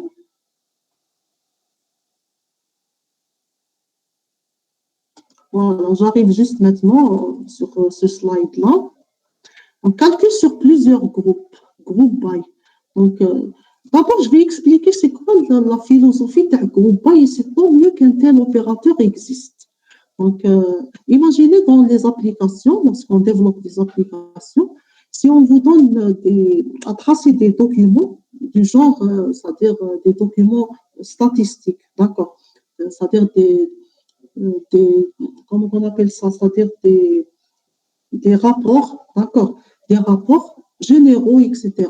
Donc, avec les rapports, imaginez s'il n'y a pas le groupe by, ça aurait été vraiment très, très difficile d'afficher tous ces résultats-là. C'est comme si je vous dis, par exemple, afficher à partir de la table employée d'accord, une représentation, donc c'est des états statistiques, d'accord. Affichez-moi un état et imprimez-le. Et comme pour chaque, par exemple, département, vous allez afficher par service. Et pour chaque service, par exemple, quelles sont les payes moyennes, etc.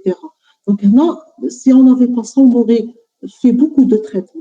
Mais avec Group By, c'est assez simple. C'est réorganiser la table selon un certain ordre quelconque, selon le groupement qu'on va définir. D'accord. Donc, au lieu d'utiliser la table telle qu'elle est, et là, il ne faut pas oublier que les tuples qui existent dans les tables, ils sont dans un ordre quelconque. D'accord. Donc, je peux trouver, par exemple, pour la table employée, des employés du service 1, après je trouve service 2, après je trouve service 1, etc. Donc, ils sont désordonnés, etc. Ils ne sont pas groupés selon un certain groupement. Donc, là, si on veut avoir ces données-là selon un certain groupement donné, eh ben, on va utiliser l'opérateur HADA Group By. Et heureusement, je dis heureusement qu'il existe, surtout pour l'utiliser dans les états statistiques, etc., pour afficher les données selon un certain groupement. Un select de groupe, donc avec une clause Group By, donnera une ligne résultat pour chaque groupe. Voilà, donc ça veut dire quoi ici? Ça veut dire donc on peut subdiviser la table en groupes, où chaque groupe est en l'ensemble des lignes ayant une valeur commune. Ceci s'effectue par groupe by expression 1, expression 2. Expression 1, par exemple, je vais dire groupe by numéro de département. Et là, ça veut dire quoi? Je vais grouper, je vais avoir dans un même groupe que les employés du département D1. Ils vont être suivis de tous les employés du département D2. Après, tous les employés du département D3. D'accord. Si c'est étudiant, je vais avoir tous les étudiants du groupe 1, ensuite tous les étudiants du groupe 2, etc. Parfois, on veut que ce soit groupé selon plusieurs expressions. Expression 1, expression 2. Imaginez tous les étudiants de l'USTHB, si on décide de les grouper selon la spécialité, selon la section, selon le groupe. Et bien, on va utiliser le groupe by. On va utiliser groupe by, spécialité, virgule, section, virgule, groupe. D'accord. Donc, ils vont être groupés comment? Je vais avoir pour chaque spécialité. Par exemple, je vais avoir Kamel les L3, je vais avoir Kamel A4, A4 ensemble. Pour A4, je vais les grouper selon expression 2 qui est section. Donc, je vais trouver A4, A, section A. Et pour la section A, il y a par exemple 3 groupes. Donc, je vais trouver les étudiants A4, A, groupe 1. A4, section A, groupe 2.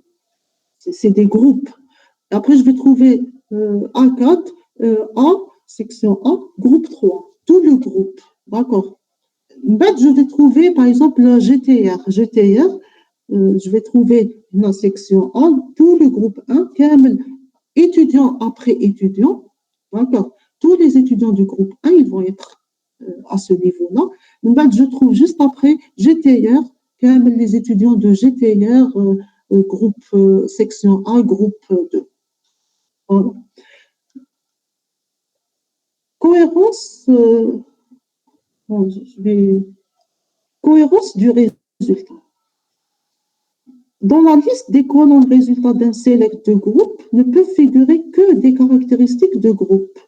D'accord. Et là, ça veut dire quoi? Et là, je vais revenir vers l'utilisation des SGBD. Lorsqu'on utilise Oracle, ce que je donne ici, c'est valable pour Oracle. Ça peut, par exemple, il se pourrait, si vous utilisez un autre SGBD, d'accord, MySQL par exemple, n'a pas cette restriction. D'accord, mais la réglementation d'utiliser le select que ce qui existe le groupe ici. Par contre, là, on vous explique pour Oracle. Le cours utilise Oracle. Donc, dans la liste des colonnes résultats d'un select. C'est-à-dire, lorsque j'écris select, je n'ai pas le droit d'écrire select, un attribut que je ne mets pas ici dans le groupe by. D'accord. Donc, si je groupe, par exemple, étudiant par rapport à spécialité, virgule, section, je ne peux pas mettre select matricule. Je n'ai le droit que d'écrire que ce qui existe dans le groupe by. Sinon, vous allez avoir une erreur. Voilà. Je peux utiliser aussi toutes les fonctions de groupe. Hein, donc les fonctions d'agrégat, j'ai le droit de les utiliser dans le select. Des expressions figurant dans le groupe by. Voilà, donc on a liste des colonnes résultats de groupe ne figure pas des caractéristiques de groupe. Voilà, donc ça veut dire quoi? Le select, je ne peux pas utiliser des caractéristiques dans la liste des colonnes résultats d'un select de groupe ne peuvent figurer que. Voilà, donc la première phrase ou la dernière, c'est la même chose. C'est-à-dire quoi? Select, je n'ai le droit que d'écrire que ce qui existe dans le groupe by comme attribut. Et je peux aussi utiliser toutes les fonctions d'agrégat que j'ai besoin d'utiliser. On va voir un exemple. On va voir même trois exemples.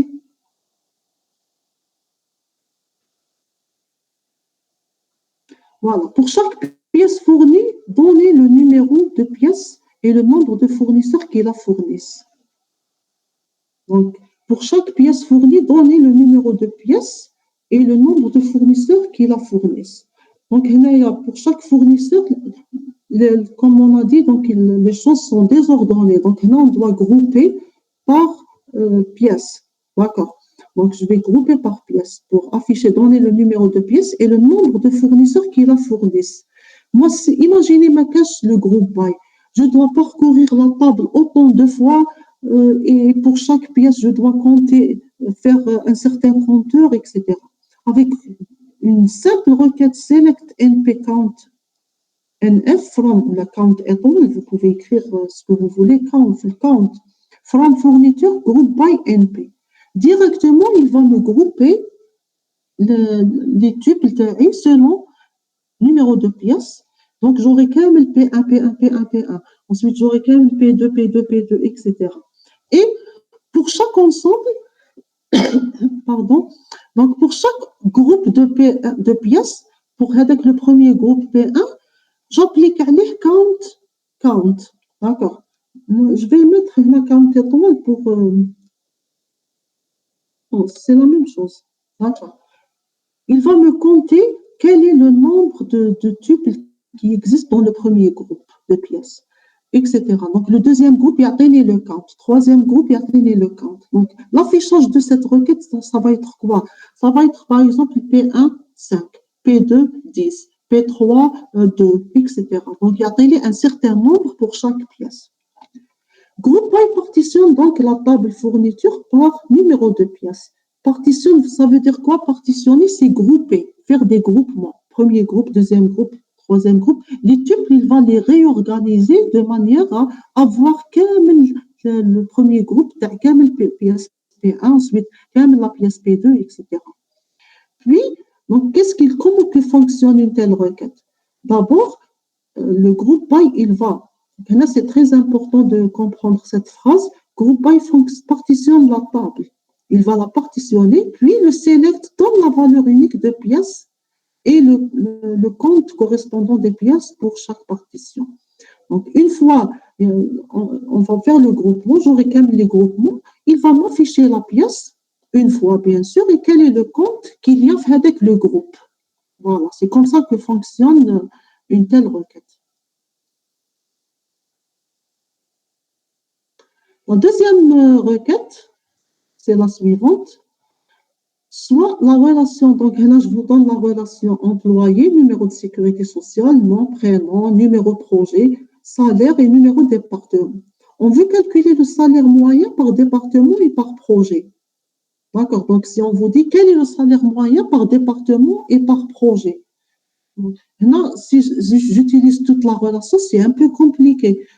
Parce que pourquoi les tuples, ils sont désordonnés. Je trouve le premier employé, ensuite un autre employé qui n'est pas forcément du même projet ou du même département, etc. Maintenant, une fois on applique un groupe by numéro département, numéro projet, qui peut nous dire on aura un groupement commun de cette relation employée. Donc, j'aurais quoi que les tuples terribles?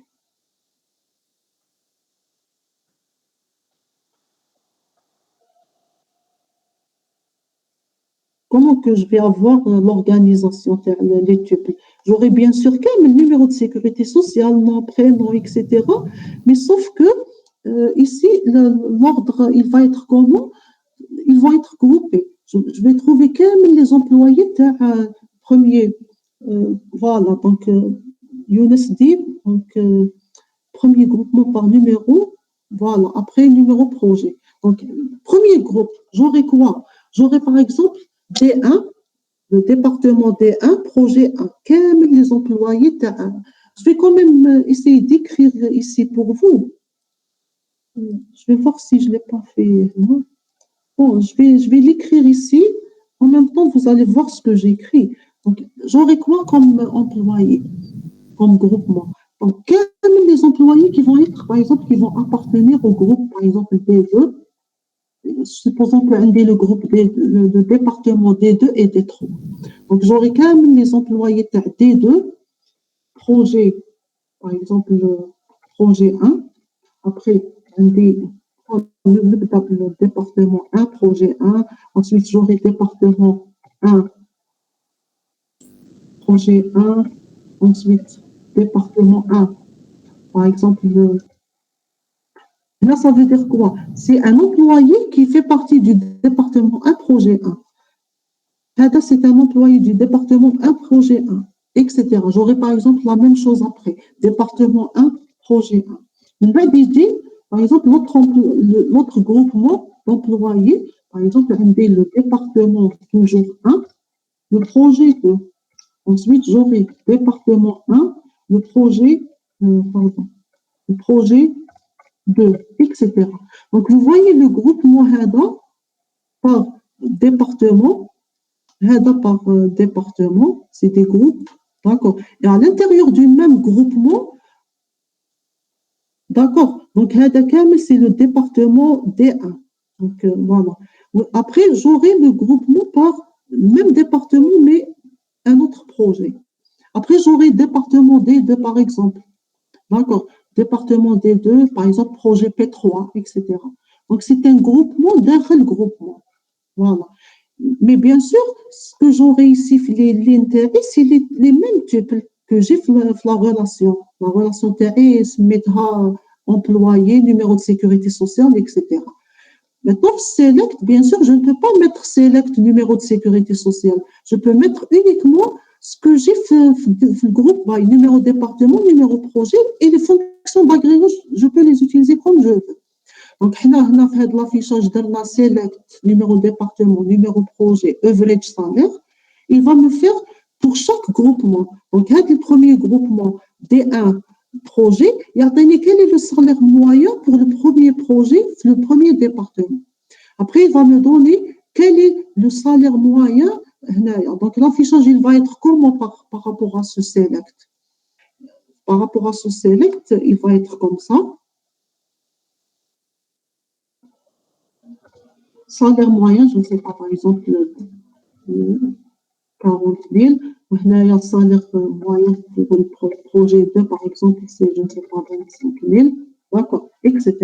Donc, le salaire moyen, comment qu'il a obtenu 40 000? Il a pris les tuples que j'ai supprimés dans le cas.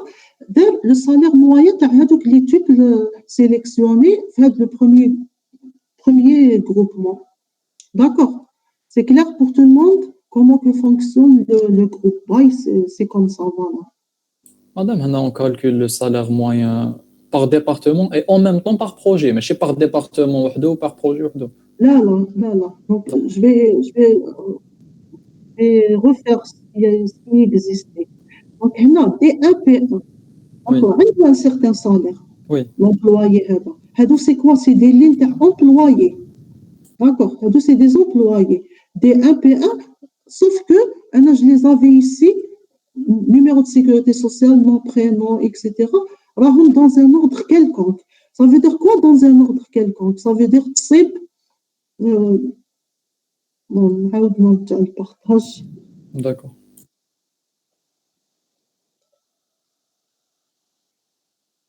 Pourtant, j'utilise la 4G, hein, je n'utilise pas la DSL.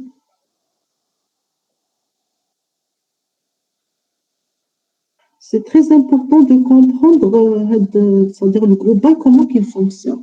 Donc, là, si je prends employé, un employé, c'est une ligne dans la relation. Un certain numéro, le nom, prénom, numéro projet terreau, le salaire terreau et le numéro de département terreau. C'est le deuxième employé, troisième, quatrième, etc. Mais alors, c'est-à-dire les employés, ils sont dans un ordre quelconque. C'est-à-dire, la table terreau, un employé, il fait partie du premier projet et du département 1. Donc, le type suivant, c'est même projet, voilà. Par exemple, c'est un autre projet avec le même département. Ils sont désordonnés. Donc, pour que je puisse appliquer average salaire, je dois l'appliquer sur un ensemble. L'ensemble est identique. Le même, parce que la requête, elle dit le salaire moyen par département et par projet. C'est ça la requête. Donc, quel est le salaire moyen? Par exemple, il y a par exemple, la faculté Terna. On a 2 départements. Imaginez, le premier département, on a 3 projets. Le deuxième département, on a 2 projets, par exemple. On peut atteindre le salaire moyen de chaque projet, chaque département. Tu vas me dire, c'est très difficile de calculer parce que les données, elles sont aléatoires. D'accord. Les données, elles ne sont pas groupées ensemble. Donc, pour que je puisse faire ça avec le groupe, je vais les ordonner par les mêmes types de canaux, je vais les réorganiser de cette manière. J'aurai le premier groupe ensemble, ils sont tous du même département, même projet. D'accord. Etc. Je vais grouper après le même département, le même projet, etc. Et à ce moment-là, j'ai quoi? Le salaire de l'employé, le salaire le salaire Après, qu'est-ce que je vais faire? Je vais prendre ce qu'il y a en rouge, quel est le salaire moyen et je vais écrire D1P1, voici le salaire moyen. C'est ce que veut dire ici select, numéro département, numéro projet, et puis average salaire. Après, ce qu'il y a en vert, il va s'afficher une seule fois aussi. Il va m'afficher D1, P2 et quel est le average salaire de ce groupe-là. D'accord? Tout le monde comprend ça? Oui, pour ma part, c'est clair. Voilà, très bien. Donc, c'est comme ça donc que fonctionne le groupe by. On va continuer. Maintenant, le groupe by, le groupement. On peut faire le groupement. Mais dans certains cas, on va se dire, on fait le groupement si une certaine condition, elle est vérifiée. D'accord. Je groupe si le groupe il vérifie la condition suivante. Voilà. Donc, et la condition, elle est différente de la condition du select. La condition du select, c'est where. La condition du groupe, c'est haven. D'accord. Donc, je fais group by, certaine expression. Juste après, je mets haven. C'est-à-dire le groupe, je le prends si il vérifie la condition suivante. Voilà. Donc, de la même façon qu'il est possible de sélectionner certaines lignes au moyen d'une clause where, il est aussi possible de faire le select de groupe, d'accord, de sélectionner certains groupes par la clause haven, qui se place après. Là, je répète, après le groupe by. Pourquoi je dis ça? Parce que dans les feuilles d'examen, souvent, je retrouve des surprises. On trouve, par exemple, le where après le groupe by, on trouve le haven après le groupe by. Là, il y a une syntaxe à respecter. La syntaxe, c'est la suivante. Je fais le select, d'accord. Là, je rappelle la syntaxe qui est la suivante. Voilà, donc, on a le respect de la syntaxe, on a le select, un ensemble d'attributs, from une relation ou il y a plusieurs relations si je suis dans le cas d'une jointure, where, le where prédicat, je répète ici, le where il est facultatif parce que je peux ne pas faire une restriction sur les lignes à afficher, mais si je l'ai, alors il doit se positionner ici. Si j'ai le groupe by, alors je fais le groupe by ici. Après le haven, c'est une condition du groupe by qui veut dire je fais un groupement si le groupement vérifie cette condition prédicat. Donc, haven, il s'écrit de la même manière que le where. Where prédicat, non, haven prédicat. Voilà, donc le prédicat figurant dans la clause having suit les mêmes règles de syntaxe qu'un prédicat figurant dans la clause where. Voilà, c'est ce que je viens de dire. Mais il ne peut porter que sur des caractéristiques de groupe. D'accord. Et fonction de groupe ou expression figurant dans la clause group by. Ce qui veut dire que quoi? Que je ne peux pas utiliser autre chose que ce qui existe le groupe by. Je ne peux pas utiliser une expression, le prédicat, elle n'existe pas le groupe by. Par exemple, il a tout à l'heure la relation la relation employée. J'ai fait le groupe by numéro projet et numéro département. Le prédicat, je n'ai le droit que d'utiliser ces aspects, c'est le numéro département et le numéro projet. Je ne peux pas utiliser autre chose. Voilà, je ne peux pas utiliser par exemple le numéro de sécurité sociale ou autre. On continue, on va voir les conditions de le having. On va dérouler 3 exemples. Donc, having, un select de groupe peut contenir à la fois une clause where et une clause having. Là, je l'ai expliqué dans la syntaxe. Le where, le having, le where, il s'applique sur la sélection, le select. Le having, il s'applique sur le group by.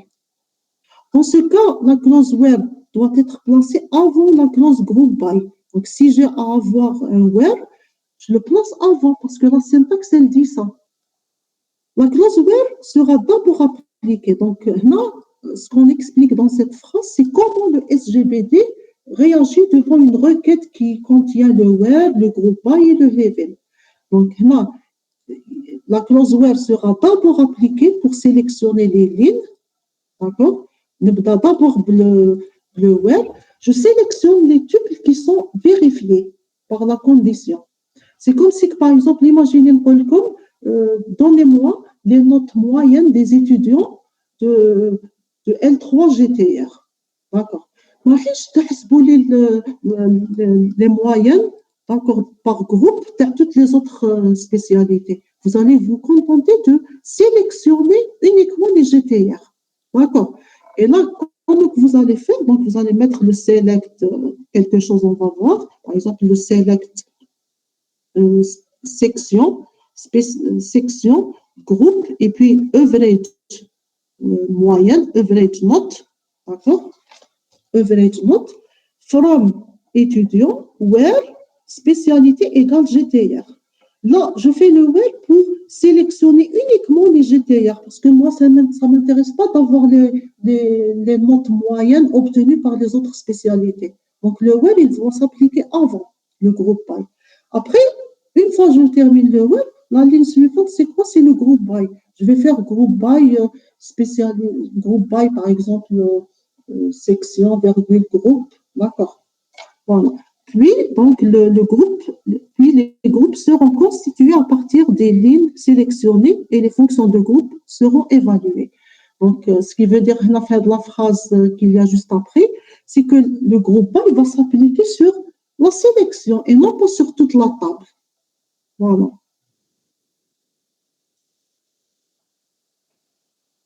Le cours maintenant, il nous reste faire les slides juste à expliquer 3 exemples.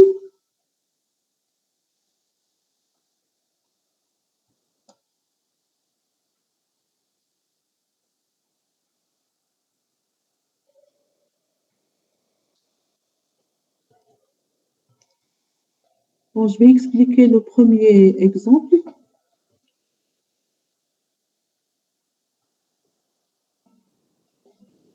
On nous demande de donner la liste des salaires moyens par projet pour les groupes ayant plus de 2 employés.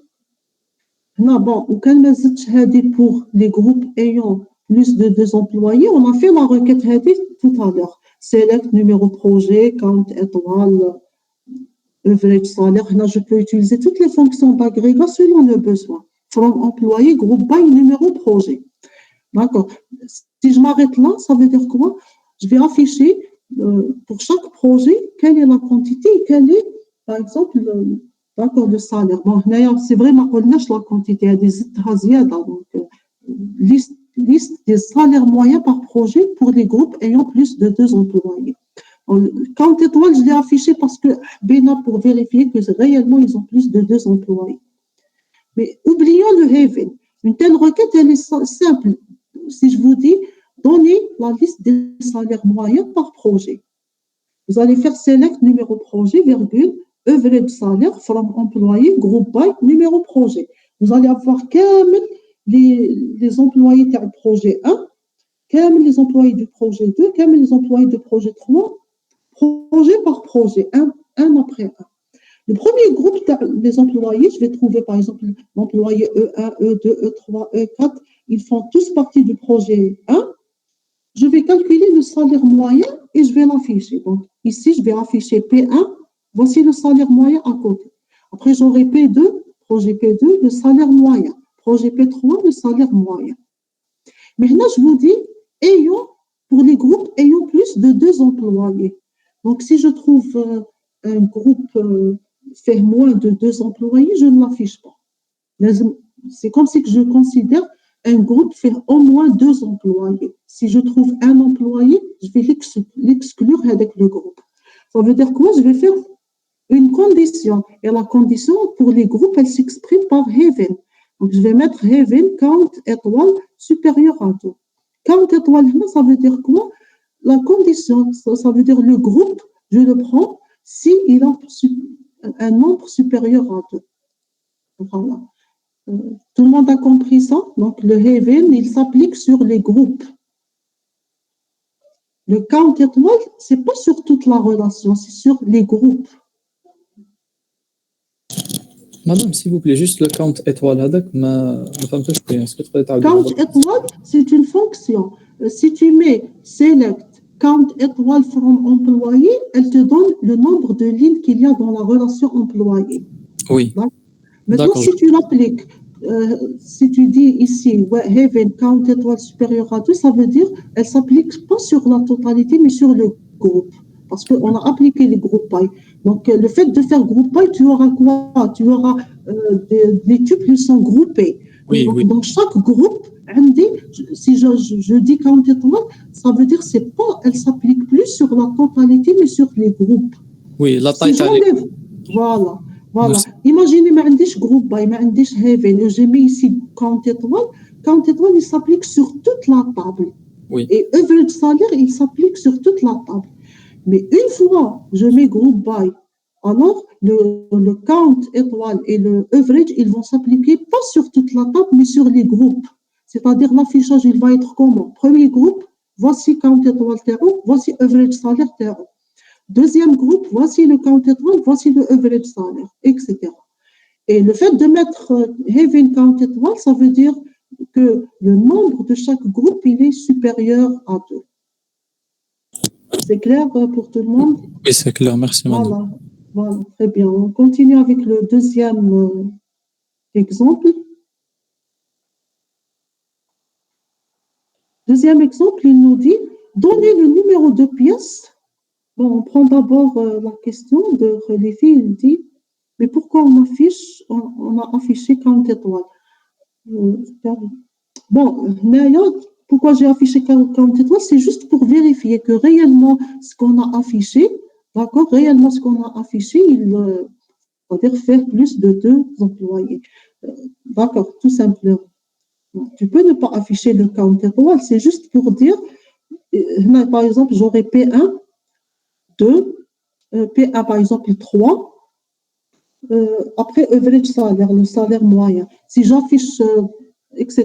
Donc le deuxième projet, j'aurai le compte. Il y a combien d'employés dans le projet, d'accord?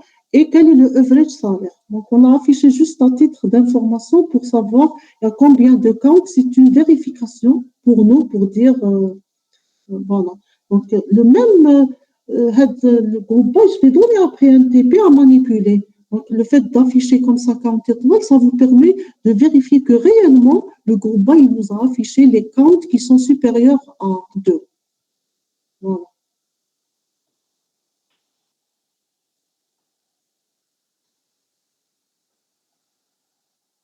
C'est clair, Khalifi? Voilà, très bien. On passe au deuxième exemple. Donc, le deuxième exemple, on nous dit donnez le numéro de pièce pour toutes les pièces fournies par plus d'un fournisseur. Donnez le numéro de pièce pour toutes les pièces fournies par plus d'un fournisseur. Donc, là, pièces fournies, c'est clair, dans fourniture. Et on veut afficher le numéro de pièce. Donc, dans fourniture, il y a un numéro fournisseur, numéro pièce, et puis la quantité. Je peux trouver F1 a fourni P1. D'accord, après je trouve F2 a fourni P1. Ensuite, je trouve, par exemple, je ne sais pas, F3, il a fourni P2. Ensuite, je retrouve F4, il a fourni P1. Donc, c'est désordonné. Si je veux faire l'étude stéréo par rapport au numéro de pièce, je dois grouper par numéro de pièce. J'aurai quand même les premières lignes de la pièce P1. Ensuite, j'aurai deux groupes de la pièce P2. Ensuite, j'aurai le groupe de la pièce P3. Dans un groupe, pour moi, c'est quoi? C'est une réorganisation de la table fourniture où j'aurai tous les tuples, numéro fournisseur, numéro pièce et quantité, mais ils vont être groupés par pièces. J'aurai quand même les tuples qui concernent P1, ensuite quand même les tuples qui concernent P2, etc. Maintenant, ils me disent la condition pour toutes les pièces fournies par plus d'un fournisseur. Donc, ça veut dire quoi? Si je prends un premier groupe qui est P1, je le prends uniquement si ils ont fourni plus de, c'est-à-dire si quand le numéro fournisseur est supérieur à 1, ça veut dire ceux qui ont fourni cette pièce, il y a plus de 1.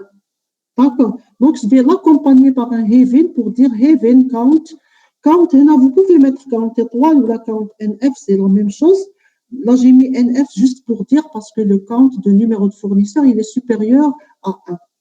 Voilà. Donc, si je trouve un certain groupe, si je trouve par exemple une pièce fournie juste par un seul fournisseur, alors je ne vais pas l'afficher, le groupe. Donc, je vais l'ignorer. Voilà. C'est clair pour tout le monde? On passe au dernier exemple. Je pense que c'est assez simple.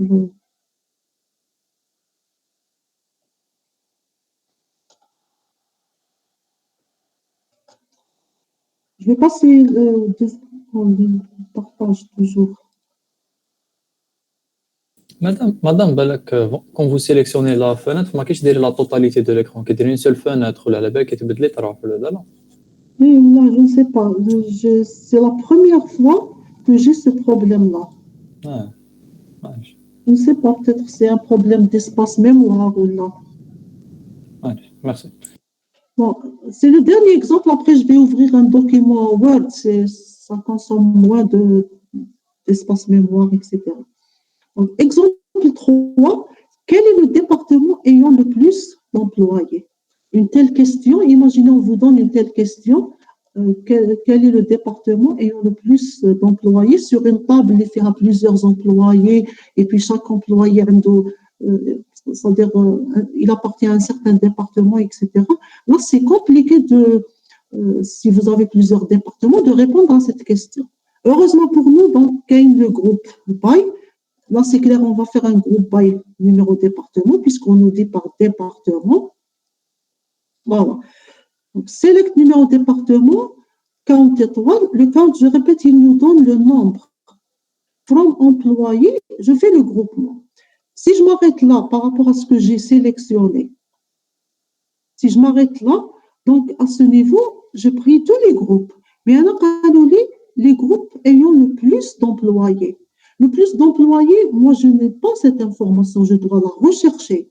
D'accord? Le plus d'employés, je peux avoir un groupe de 10 employés, un département de, par exemple, 50 employés, un autre département de 25, un autre département de 100. D'accord? Un autre département de aussi 100. Moi, je n'ai pas cette information. Imaginez si, dans la requête, on vous dit, on a plusieurs facultés, l'USTHB, 9 facultés, je pense. Et dans chaque faculté, on a au minimum 2 départements, si ce n'est plus, 4 ou 6, etc. Donc, imaginez, on vous dit quel est le département ayant le plus d'employés.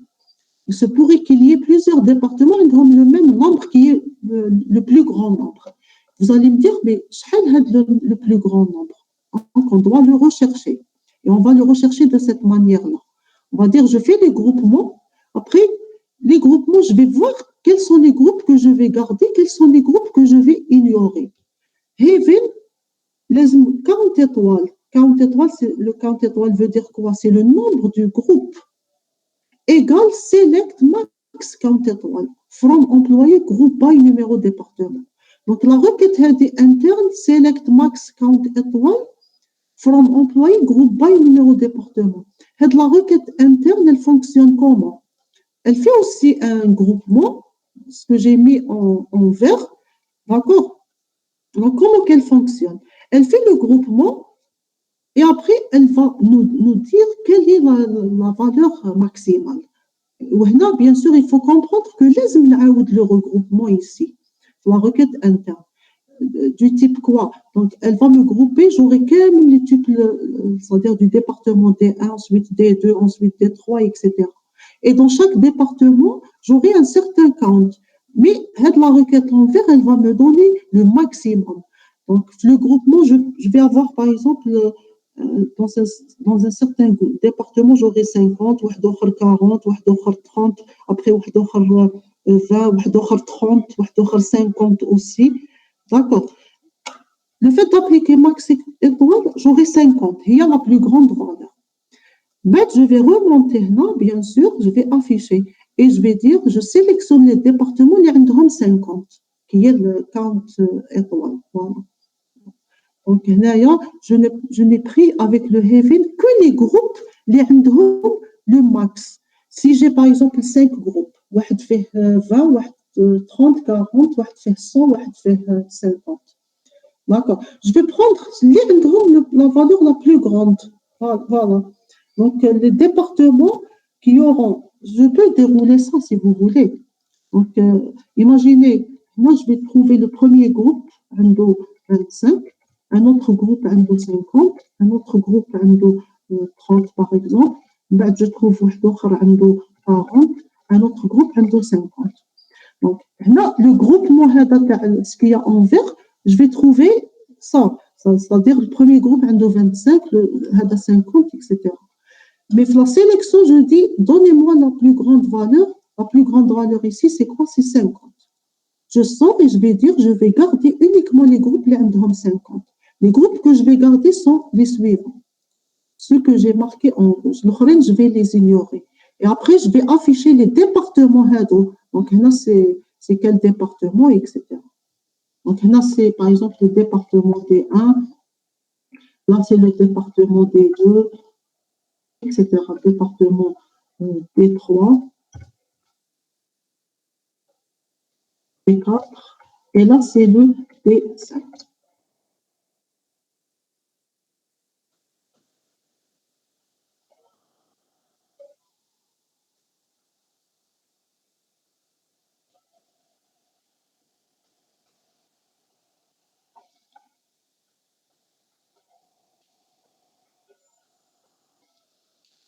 Voilà, j'ai essayé de dérouler un peu comment que fonctionne la requête interne. La requête interne veut dire quoi? Donc, les groupements terrils sont comme ça. Le premier département, 25, deuxième département, 50, troisième, c'est 30, le quatrième, 40 et le cinquième, 50. Donc, moi, je veux récupérer quelle est la valeur maximale. La valeur maximale, c'est quoi? C'est 50. Après, je vais remonter.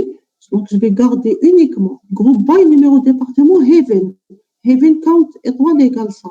Donc, avec le Heaven, je ne vais garder que ce qu'il y a en rouge. Je vais les ignorer parce qu'ils ont un nombre maximal qui est inférieur à la valeur maximale qui est 50. Un nombre count qui est inférieur à la valeur maximale. Donc, je ne vais garder que le département D2 et D5 qui vont être affichés ici. C'est clair pour tout le monde par rapport... donc, avec ce slide, j'ai terminé le cours SQL pour cette année. Voilà, donc il nous reste encore une demi-heure. Donc, je vais partager maintenant, s'il n'y a pas de questions, bien sûr. S'il vous plaît, j'ai une petite question. Oui, bien sûr. مرة درنا having count هذاك درنا select max count شغل باش نخيروا لو بلو غران نومبر تاعهم. واش زعما درنا from employé group by numéro département شغل باسكو درنا select لازم نعاودوا نينيسياليزيو منين سيليكسيوني. Non. Imagine هنا نعاود نولي لك لا كيستيون. انت اسكو من قبل tu as fait les groupes. D'accord. Donc, le fait de faire select numéro département from employé, group by numéro département, nous avons les groupes. Oui. D'accord. Les groupes, Premier Oui. groupe a 25, deuxième a 50, etc. Donc, on a l'information. Mais la question, elle dit quoi? Elle dit les groupes qui ont les valeurs le plus grand nombre d'employés. Si je te dis quel est le plus grand nombre d'employés, est-ce que tu as l'information? ما كاش عندنا حنا لي جروب ما برك. عندناش l'information, Non. voilà.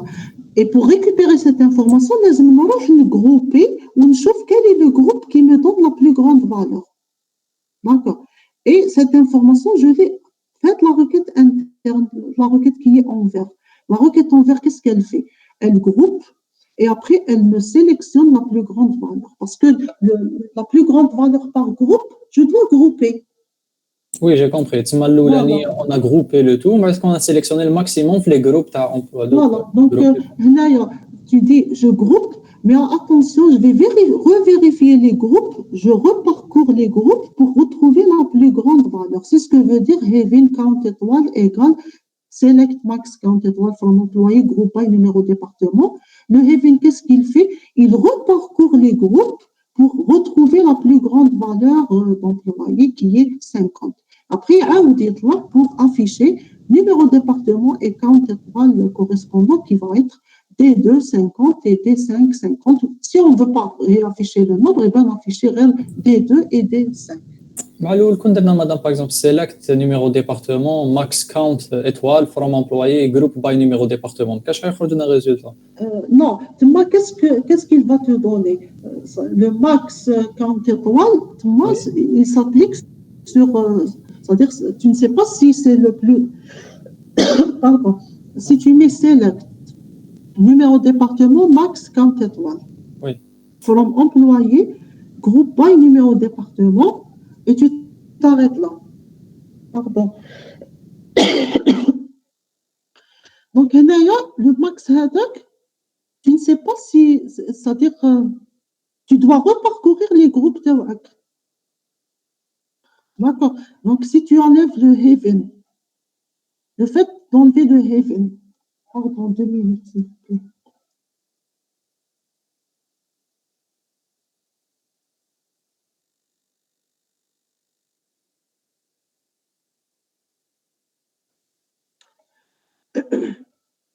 Voilà, donc si je fais ça, select numéro département, max count étoile from employé, group by numéro département. Donc là, qu'est-ce qu'il va te donner? Il va te donner واحد. D'accord? Il va te sélectionner quel est le max dans les groupes. Il va te l'afficher. Mais avec le nombre, pourquoi moi, vous pensez que j'ai donné cet exemple comme ça arbitrairement? Et je te remercie d'avoir posé la question parce que moi, j'ai réfléchi sur le cas et je n'ai pas effectivement expliqué pourquoi j'ai pris cet exemple. D'accord, je remercie Zancourt pour avoir posé cette question et qui me donne la possibilité d'expliquer ça. Imaginez, j'ai mis select, numéro département, max count étoile from employé, groupe by numéro département. Là, il va afficher un seul département. D'accord. Il va m'afficher select, numéro département, il va m'afficher max, d'accord, max count étoile, mais imaginez, j'ai deux départements qui ont le max count étoile. Moi, je ne le connais pas a priori. Donc, le max count étoile, je dois parcourir pour retrouver ce max et puis afficher des groupes qui correspondent à ce max count étoile, qui est 50 par exemple ici. Je répète, le fait de mettre, si j'enlève haven, je vais mettre select. D'ailleurs, je vous demande de manipuler cette requête-là. D'accord? De manipuler cette requête c'est-à-dire sous Oracle-là pour vérifier par vous-même qu'affiche la requête. Donc, le fait de mettre select, numéro département, max count étoile, from employé, il affiche le max. Le max, c'est un certain numéro de département. Mais il va m'afficher les autres groupes. D'accord? Parce que je n'ai pas mis une condition de groupe. Je n'ai pas mis de condition de groupe. Le haven, c'est la condition du groupe. Il va m'afficher aussi tous les autres départements si je ne mets pas haven. C'est clair, Zakour? Oui, c'est clair, j'ai compris. Merci. Voilà. Très bien. Voilà, donc je vais enlever le partage. Maintenant, c'est moi qui vais l'enlever. Il ne va pas s'enlever seul. Voilà, donc j'arrête le partage. Je vais ouvrir la série d'exercices. On va faire ne serait-ce que au moins quelques requêtes et les autres requêtes, on les laisse pour la séance prochaine.